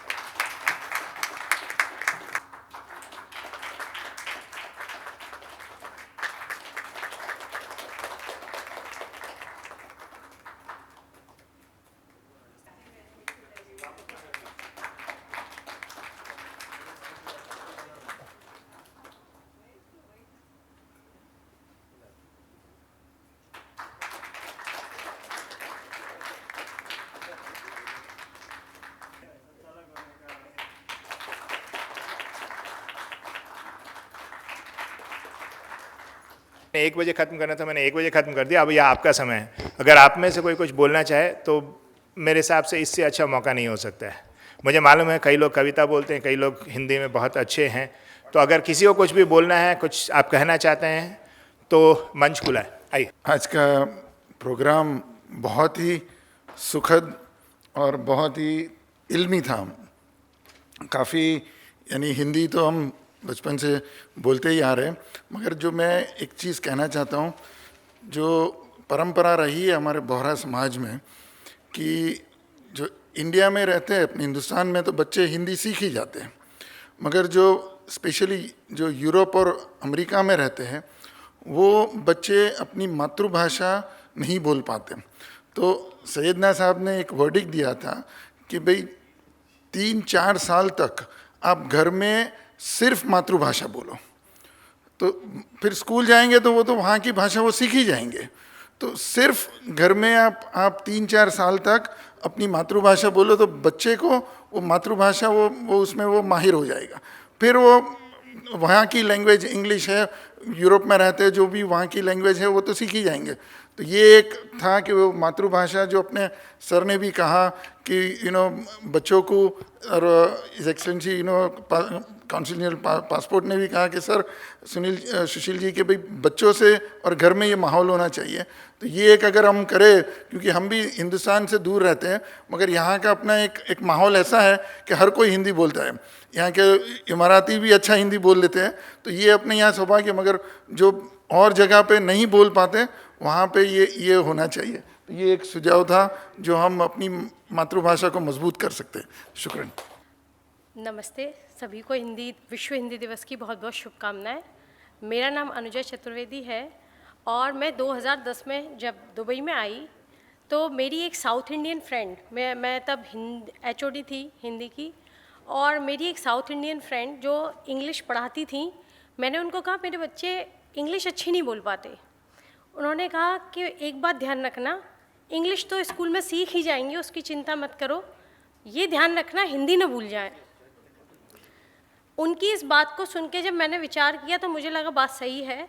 मैं पहले मेरे बच्चों से खड़ी बोली हिंदी में घर में बात करती थी। मैंने उस दिन से अपनी मातृभाषा जो ब्रजभाषा थी उसमें बात करना चालू कर दिया, क्योंकि मुझे ये समझ में आ गया कि मैंने B.Ed किया था तो वहाँ कोठारी कमीशन का त्रिभाषा सूत्र पढ़ा था। त्रिभाषा सूत्र का मतलब है शुरू के सालों में बच्चों को वो भाषा सिखाइए जो आपकी जड़ों से जुड़ी है, फिर साथ में हिंदी पढ़ाइए और तीसरी भाषा उपयोग की भाषा इंग्लिश पढ़ाइए। तो मुझे समझ में आ गया कि ब्रजभाषा ज़रूर सिखानी है, साथ में हिंदी पढ़वानी है। तो उसकी वजह से शायद हिंदी बचा पाई, लेकिन आज जब मेरा बेटा B.Tech में है तो अब ये दिखाई देता है कि अगर उसे कुछ भी पढ़ना है प्रेफरेंस इंग्लिश को देता है। और यहाँ पे सबसे बड़ी चीज़ जो दिनेश सर यहाँ पे हैं, मैं जानती हूँ, मैंने DPS में भी थोड़े दिन काम किया है, मैंने राफेल्स इंटरनेशनल में भी काम किया, और वहाँ की प्रिंसिपल ने जो एक अपना दर्द मेरे सामने रखा वो ये रखा, अनुजा यहाँ 37 नेशनलिटी के बच्चे राफेल्स इंटरनेशनल में पढ़ते हैं, लेकिन हमारा कॉलोनियल माइंडसेट आज तक ऐसा है कि जर्मन बच्चे हों, जापानी बच्चे हों, रशियन बच्चे हों, जब वो मैं निकल के जाती हूँ कोई नहीं शर्माता, अपनी भाषा में बात करते रहते हैं। लेकिन भारत के बच्चे अगर बाय चांस वो अपनी भाषा में बात भी कर रहे हों और जैसे ही कोई निकल के जाता है वो तुरंत कन्वर्ट कर देते हैं, इंग्लिश में आ जाते हैं। तो इसमें बच्चों की गलती तो नहीं है, कहीं ना कहीं हम लोगों का कॉलोनियल माइंडसेट आज तक ऐसा बना हुआ है कि हमें लगता है कि प्राइड और इंग्लिश जुड़े हुए हैं और मातृभाषा में बात करना नीचा है। और राहुल सांकृत्यायन जी का मैं एक उदाहरण देना चाहूँगी। राहुल सांकृत्यायन हिंदी के बहुत बड़े, बहुत सशक्त हस्ताक्षर थे, 37 भाषाओं के ज्ञाता थे, लेकिन जब वो अंतर्राष्ट्रीय भाषा सम्मेलन में भी गए और जब उन्होंने देखा वहाँ भोजपुरी के बहुत सारे लोग हैं, उन्होंने वहाँ अपना पहला अभिभाषण भोजपुरी में दिया। कहिए, कहवा, कैसा? उन्होंने कहा कितनों को नहीं समझ आया, सबको समझ आया, तो मैं भोजपुरी में पहले बोलता हूँ, उसके बाद हिंदी में बोलता हूँ, और इंग्लिश तो डेफिनेटली वो 37 भाषाएं जानते थे। तो कहीं ना कहीं जब तक हम अपने बच्चों को भाषा के प्रति सम्मान नहीं देंगे तब तक कुछ नहीं होगा। और दूसरा, भाषा कोई भी कैसी भी हो पनपती है अगर रोजगार से जुड़ी हो। अगर रोजगार से नहीं जुड़ा तो डेफिनेटली प्यार अपनी जगह घर पर रह जाता है और काम तो जो रुपया कमाता है वही आता है। तो अगर रोजगार परक थोड़ा साहित्य भाषा में हमारी में हो, हिंदी में मैंने क्योंकि एज ए हिंदी प्राध्यापक काम किया है, मुझे एक बहुत दुख होता था। सबसे बड़ी कमी हिंदी भाषा की 2 हैं और हिंदी की अध्यापिका होने के नाते मुझे पता है। पहली बात, हिंदी की जो कहानी आज आप UAE के बच्चे को पढ़ाते हैं, मेरे लिए गोदान बहुत अच्छा है। 50 साल पहले प्रेमचंद जी ने लिखा, मुझे हिंदी का पता है कि गांव कैसा होता है, लेकिन वो बच्चा जो UAE में या ग्रेट ब्रिटेन में पैदा हुआ है उसे नहीं पता गांव कैसा है। आप उसको रेलेवेंट नहीं पढ़ा रहे, समसामयिक नहीं पढ़ा रहे, वो जुड़ ही नहीं पाता। तो हिंदी में कुछ ऐसा साहित्य आए जिससे आज का बच्चा जुड़ पाए। हिंदी में आप वो कहानियाँ पढ़ा रहे हैं, राजू पढ़ा रहे हैं, राजू स्कूल जाता है, मास्टर जी की छड़ी और ब्लैक बोर्ड दिखाते हैं, बच्चा रेलेवेंस कहीं स्थापित नहीं कर पाता, कहीं जोड़ नहीं पाता। तो हिंदी में हम कुछ ऐसा साहित्य पैदा करें जो तकनीकी सिखाए, जो बच्चे को रोजगार परक कुछ सिखा पाए। तो ऐसी हिंदी, आप देखिए खान सर क्यों इतना ज़्यादा फेमस हैं यूट्यूब पे, क्योंकि खान सर आपको रेलेवेंस में पढ़ा रहे हैं पर हिंदी में पढ़ा रहे हैं। तो हिंदी को जितना हम रोजगार से जोड़ सकेंगे उतना हिंदी आगे बढ़ेगी। और जैसे जब तक हम जाति को मिटाने की कोशिश करते रहे, नहीं मिटी, लेकिन ट्रेन आई, मेट्रो आई, अपने आप जातिवादी भूल के सब मेट्रो में चढ़ रहे हैं। तो ऐसे ही हिंदी जैसे ही हमारे रोजगार से जुड़ेगी, मुझे लगता है फिर हमें कहना नहीं पड़ेगा। और संस्कृति के मामले में साउथ इंडियंस के प्रति मेरे मन में बड़ी श्रद्धा है। वो संस्कृति को लेकर, भाषा को लेकर नॉर्थ पट्टी से ज़्यादा सचेत हैं, सजग हैं। और बड़े दुख की बात है, मेरी जब हिंदी अध्यापिका मित्र मुझे कहती है मेरे बच्चे हिंदी में बात नहीं करते, ये तो केवल इंग्लिश में बात करते हैं। तो अगेन अगर हम अपने आप को बदलेंगे, क्योंकि आज भी हमने जितनी भी कविताएं यहाँ पढ़ी सब 50 साल पहले की थी। आज समसामयिक हिंदी में बहुत कुछ हो रहा है, लेकिन उन कविताओं को पढ़ने वाले कितने हैं? बहुत कम। तो हमारे घर में हम ही तो हैं जो अपने बच्चों को किताबें ला के देंगे, और बच्चे भी किताबों को तब पढ़ेंगे जब वो वायरल होंगे। तो थोड़ा सा हिंदी को वायरल करें, थोड़ा सा हिंदी को समसामयिक करें, बस इतना ही कहना चाहती हूँ। बहुत बहुत धन्यवाद मुझे अवसर देने के लिए। मुझे इस बात की खुशी है, मौका दिया आपने मुझे सुनने का 2 मिनट का। मैं कासिम खेरूवाला, वैसे मैं लॉयर हूँ और मुझे वैसे गुजराती, हिंदी, इंग्लिश का बंदा हूँ, पर्शियन का बंदा हूँ, लेकिन हिंदी में इतना ही कम नसीब हूँ कि फर्स्ट क्लास में 12th में फर्स्ट क्लास में सिर्फ 1 मार्क्स से रह गया था। वो 1 मार्क्स को यहाँ कवर करने की मैं कोशिश कर रहा हूँ, कुछ मेरे अपने ख्यालात से। जो हालात जो अभी चल रहे हैं, जो संबंध है, जो जिसका चिंतन, एक हमारे दिनेश जी ने कहा कि एक चिंतन वाली बात जो है कि हालात जो संबंध है आपस में, बड़े हो चाहे छोटे बच्चे हो, उस पर मैंने लिखा है कि अब कौन इतना दुनिया में जीता है, इधर मिला उधर चला जाता है। मतलब कब कौन चला गया पता ही नहीं चलता। मरने से पहले ख्याल अकेलापन, एहसास ही इंसान को मार जाता है। ज़ईफ़ी में जब बंदा अकेलापन का एहसास जो करता है, उस पर यह ख्याल हुआ कि मरने से पहले ख्याल अकेलापन, एहसास ही इंसान को मार जाता है। जो कुव्वत के बावजूद भी ना मिला, सब लोग बिज़ी है, अपने में सब बिज़ी है। जो कुव्वत के बावजूद भी न मिला, वो बुढ़ापे में खाक आता है, फिर कब आता है? कोई नहीं आता। और ये नसीहत है बच्चों के लिए। वक्त है औलाद को नसीहत कर दो, फिर कौन कब्र पे दुआ को आता है। फिर ये रिश्तों की आजमाइश होनी है, महशर में कौन पहचान जाता है। वो डे ऑफ जजमेंट जो है, जो चित्रगुप्त लिखता है, हमारे कर्म लिखता है, एक दिन हिसाब होना है, क़यामत होना है, जजमेंट होना है। उसके ऊपर ये था कि फिर ये रिश्तों की पहचान आजमाइश होनी है। वहाँ कोई किसी को पहचानेगा नहीं। फिर ये रिश्तों की आजमाइश होनी है, महशर में कौन किसको पहचानता है। दुनिया हंसती रही कासिम नादानी पे, कोई कब इसे अपने साथ ले जाता है। थैंक यू वेरी मच, बहुत शुक्रिया। बात ये मैं कहूँगा कि अच्छा कव्वाल देर से आता है, हमने हमेशा सुना है। और जो लोग यहाँ पर हैं, मैंने कहा ये जो बात कर रहे थे रंजन के जो नंबर है, वो नंबर जो भी लोग आज यहाँ आए हैं, डेफिनेटली मैं ये कहूँगा कि वो हिंदी से कुछ मोहब्बत तो रखते हैं, बट उसके साथ साथ जड़ों से जुड़े हुए हैं। इसको मैं हमेशा कहता हूँ किसी भी चीज़ में कि आप अगर अपने जड़ों से जुड़े रहेंगे तो चाहे वो मातृभाषा को आप राष्ट्रभाषा समझें, चाहे वो आप तमिल आपकी माँ ने सिखाया हो, लेकिन देश का तो एक ही लैंग्वेज होना चाहिए। आज किसी ने कहा, अभी बहुत अच्छा दिनेश कोठारी जी ने मिसाल दी थी, मैं उसको भी लूँगा कि जब स्पेनिश बच्चे स्पेनिश जानते हैं डिस्पाइट ऑफ कि वो अंग्रेज़ी भी बोलते हैं, और हम अपने आप को पता नहीं क्यों इतना, मैंने हमेशा से रखा अपने बच्चों को, मेरे बच्चे यहीं पैदा हुए, अंग्रेज़ी स्कूल में पढ़े, ब्रिटिश स्कूल में पढ़े, हमने कभी उनसे अंग्रेज़ी में नहीं बात करी। मैं भी इंग्लिश मीडियम से पढ़ा हूँ, मेरी वाइफ भी इंग्लिश मीडियम से पढ़ी थी, लेकिन हम लोगों ने हमेशा हिंदी अपने घर में रखा।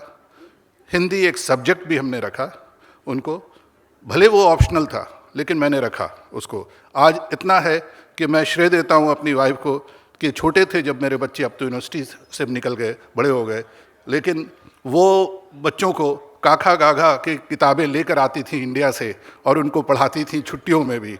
उस समय जब स्कूल भी नहीं जा रहे थे, बहुत छोटे थे, उस समय से शुरू किया। तो ये जो भी आप लोग ने कहा, देखिए हिंदी जो है इसकी जननी क्या है, 2 चीज़ें हम लोग को समझनी चाहिए।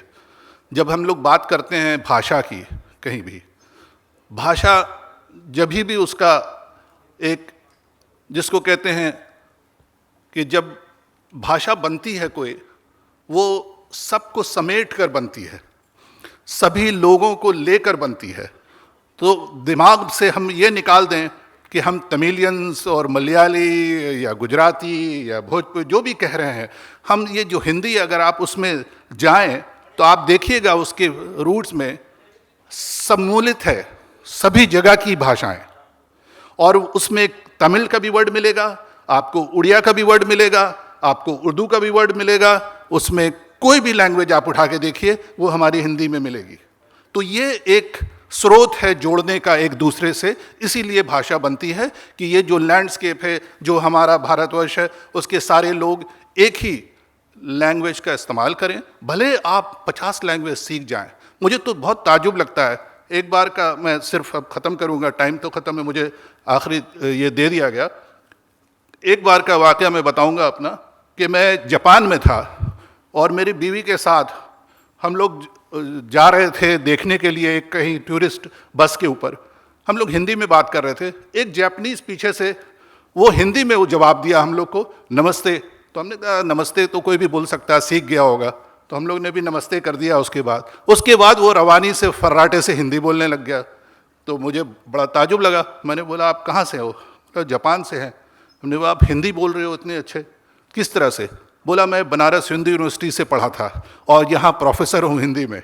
तो मुझे ताजुब ये लगा कि जब वो जापानीज़ वो इंसान, और वो जब ये सुनता है हम लोग को एक हिंदी बोलते हुए उसके मुल्क में, और उसकी देखिए व्यथा, मैं बता रहा हूँ कैसे वो तड़प कर वो उछल कर आया हिंदी बोलने के लिए, और हम अपने आप को मतलब ये समझते हैं कि हिंदी बोलना ठीक नहीं है क्योंकि अंग्रेज़ी सिखाएं हम लोग। और एक चीज़ और अभी बहुत अच्छी बात थी जो कि दिनेश कोठारी साहब ने कहा कि हमने ऑप्शनल कर दिया। जब ऑप्शनल कर दिया हमने तो जाहिर है फिर आप बोलेंगे तो आप तो हिंदी सीख ही लोगे, हिंदी क्योंकि आपके घर में है, और स्पेनिश सीखो, जर्मन सीखो। बात तो कमर्शियली आप सही कह रहे हैं, लेकिन आप क्या उसके साथ हिंदी बोलते हो घर में? अगर आप हिंदी बोलते हो तो आप एक काम कीजिए, आप प्रयोग ये शुरू कीजिए कि किताबें लेकर आइए, वहाँ से आपके बच्चे के हाथ में दीजिए, और जो समय मिले आपको, चाहे वीकेंड पे मिले, वहाँ से स्टार्ट कीजिए, कोई बात नहीं है। तो ये मैं कहना चाहूँगा। दूसरी बात यह है कि 14 सितंबर 1949 को हमारी जो ये हिंदी भाषा, इसको हमारे असेंबली ने, पार्लियामेंट ने, हिंदी दिवस आज जो हम मना रहे हैं, ये वहाँ से शुरुआत होती है कि उसको ये मातृभाषा राष्ट्रभाषा में तब्दील कर दी गई थी। ये सबको मालूम होना चाहिए। ये हमारी राष्ट्रभाषा जो है, ये 14 सितंबर 1948 को हमने, आफ्टर ब्रिटिश जब निकल गए, चले गए छोड़ के हमें अंग्रेज़ी सिखाकर, जो भी, क्योंकि वो कॉलोनियल रूल का जो आप बात कर रही थी, वो हमारे सर पे जो हमें क्लर्क बनाना चाहते थे, वो ज़्यादा से ज़्यादा, क्योंकि उनके लिए वो हम काम आए, उसको हम अब निकाल दें, अपने दिमाग से निकाल दें। क्योंकि बहुत अच्छा लगा रंजन जी ने जिस तरह से एक CEO होके इंटरनेशनल, हमारे जो बैंक है इंडिया का, स्टेट बैंक ऑफ इंडिया, और उसके CEO होके दुबई में, बाहर में, अभी इन्होंने एक जुमला भी, हम लोग तो फिर भी गड़बड़ा जा रहे हैं बोलने में, एक जुमला भी अंग्रेजी नहीं बोला। ये बहुत अच्छी बात लगी। और जबकि वो जब बैठते हैं DIFC में, इंटरनेशनल वो फाइनेंशियल इंस्टीट्यूशन है, वहाँ पे सिर्फ अंग्रेज़ी बात करते हैं। तो ऐसा क्या है? क्या हम नहीं कर सकते हैं ये प्रैक्टिस? बिल्कुल कर सकते हैं। इसमें कोई ऐसी चीज़ नहीं है जिसमें शर्म महसूस करने की। We should be proud of. और सॉरी, मैं तो अंग्रेज़ी चूँकि दिन रात बोलता रहता हूँ तो ये आदत हो गई है, बहरहाल। और इसी के साथ मैं समाप्त कहूँगा कि हिंदी जो है, ये जो है, हम सिर्फ आज ये ना हो कि एक दिन याद करें, ये ना हो बस। हम लोग यही होता है, हर चीज़ को एक दिन को मनाते हैं, मदर्स डे, फादर्स डे, उसी तरह से ये हम सोच लें अपने घरों में। यहाँ से जब वापस जाएं तो हम आज, अगर जिनके बच्चे छोटे हैं, जिनके ग्रैंड चिल्ड्रन भी हैं, उनके लिए कुछ किताबें खरीदें, एज ए गिफ्ट उनको दें। सोच लें, जहन में बना लें कि अभी आने वाला जो बर्थडे है उसमें हम हिंदी की कुछ किताबें उनको देंगे। और हमारे घर में अगर कुछ संस्कार जो हिंदी के हुआ करते थे, मैं हमेशा बात करता हूँ अपने ग्रुप में, जब यहाँ पे हम लोग तो कभी सोचे भी नहीं कि भाई दिवाली अगर मुसलमान हैं तो मेरे लिए नहीं है, होली मुसलमान है तो मेरे लिए नहीं है, और ईद जो है हमारे हिंदू भाई जो है मेरे दोस्त थे, कभी हमने सोचा ही नहीं था। हम लोग इस तरह से मिल के रहते थे। तो ये बहुत अच्छी बात हमको लगी कि एक भाषा जो हमारी सबकी भाषा रही है, विदाउट कोई रिलीजन, कास्ट, क्रीड, किसी को नहीं, इसको हम लोग लपेटे नहीं, किसी रिलीजन में ना बनाए, इसको निकाल के बाहर रखें। कम से कम एक भाषा है जो हिंदुस्तान की भाषा है और बहुत सरल है। ऑफ कोर्स स्टार्ट करें कम से कम जो है सरल भाषा से, और आपको सांस्कृतिक जो अपनी जो क्या कहते हैं धरोहर जो है हमारा, उसको आप फाउंडेशन को खिसकता हुआ देखते हुए शर्म महसूस होना चाहिए कि उसके बजाय आप ये सोचें कि हिंदी बोलते हुए शर्म महसूस हो। सबके साथ अभी आप लोग जो है हम रंजन जी अगर रहेंगे, पता नहीं 3 साल के बाद इनको अगर बुलावा इनका आ जाए, अगले साल फिर हम इनको यहाँ पर फिर खड़ा करेंगे, क्योंकि इन्होंने संचालन बहुत अच्छे तरीके से किया है और इससे ज़्यादा भीड़ हम लोग देखना चाहेंगे। शुक्रिया, धन्यवाद। हिंदी के लिए एक दिवस विशेष का आयोजन किया जाना वाकई में चिंतनीय है इस राष्ट्र में, जहाँ हिंदी बोलने में संकोच किया जाता है, हीन भावना से आदमी अपने आप को ग्रसित मानता है कि मैं कहाँ 5 जनों में खड़ा होकर हिंदी बात करूँ। यहाँ तक कि पढ़े लिखे लोगों में अब यह स्थिति हो गई है कि अपने घर में भी हिंदी में अपने बच्चों से बात करने में संकोचाते हैं, और जब घर में ही नहीं बोलेंगे तो बच्चे कैसे बोलेंगे। आमतौर पर हम देख रहे हैं हर घर में जो चल रहा है वो यही चल रहा है। और जहाँ तक हिंदी में बात करने की बात है तो हिंदी में भी हम पूर्णतः बात कर नहीं रहे हैं। हम लोग जो बात करते हैं वो हिंदी का मिला जुला रूप है अंग्रेजी के साथ, उर्दू के साथ, फारसी के साथ और भी कुछ भाषाओं के साथ। कुल मिला के हिंदी बोलकर भी हिंदी नहीं बोल रहे हैं हम लोग। तो हिंदी के कुछ शब्द हैं, हिंदी बड़ी क्लिष्ट मानी जा रही है अपने आप में, कि कई बार जो हिंदी है पूर्ण रूप से, शुद्ध रूप से तो बहुत कम लोग बोलते हैं आज के समय में। तो आप लोगों से अनुरोध है कि हिंदी का दिवस विशेष न बना करके हर एक दिवस को हिंदी दिवस के रूप में मनाएं, हिंदी बोलें, हिंदी सीखें, सहज और सरल भाव में हिंदी को अपनाएं। धन्यवाद।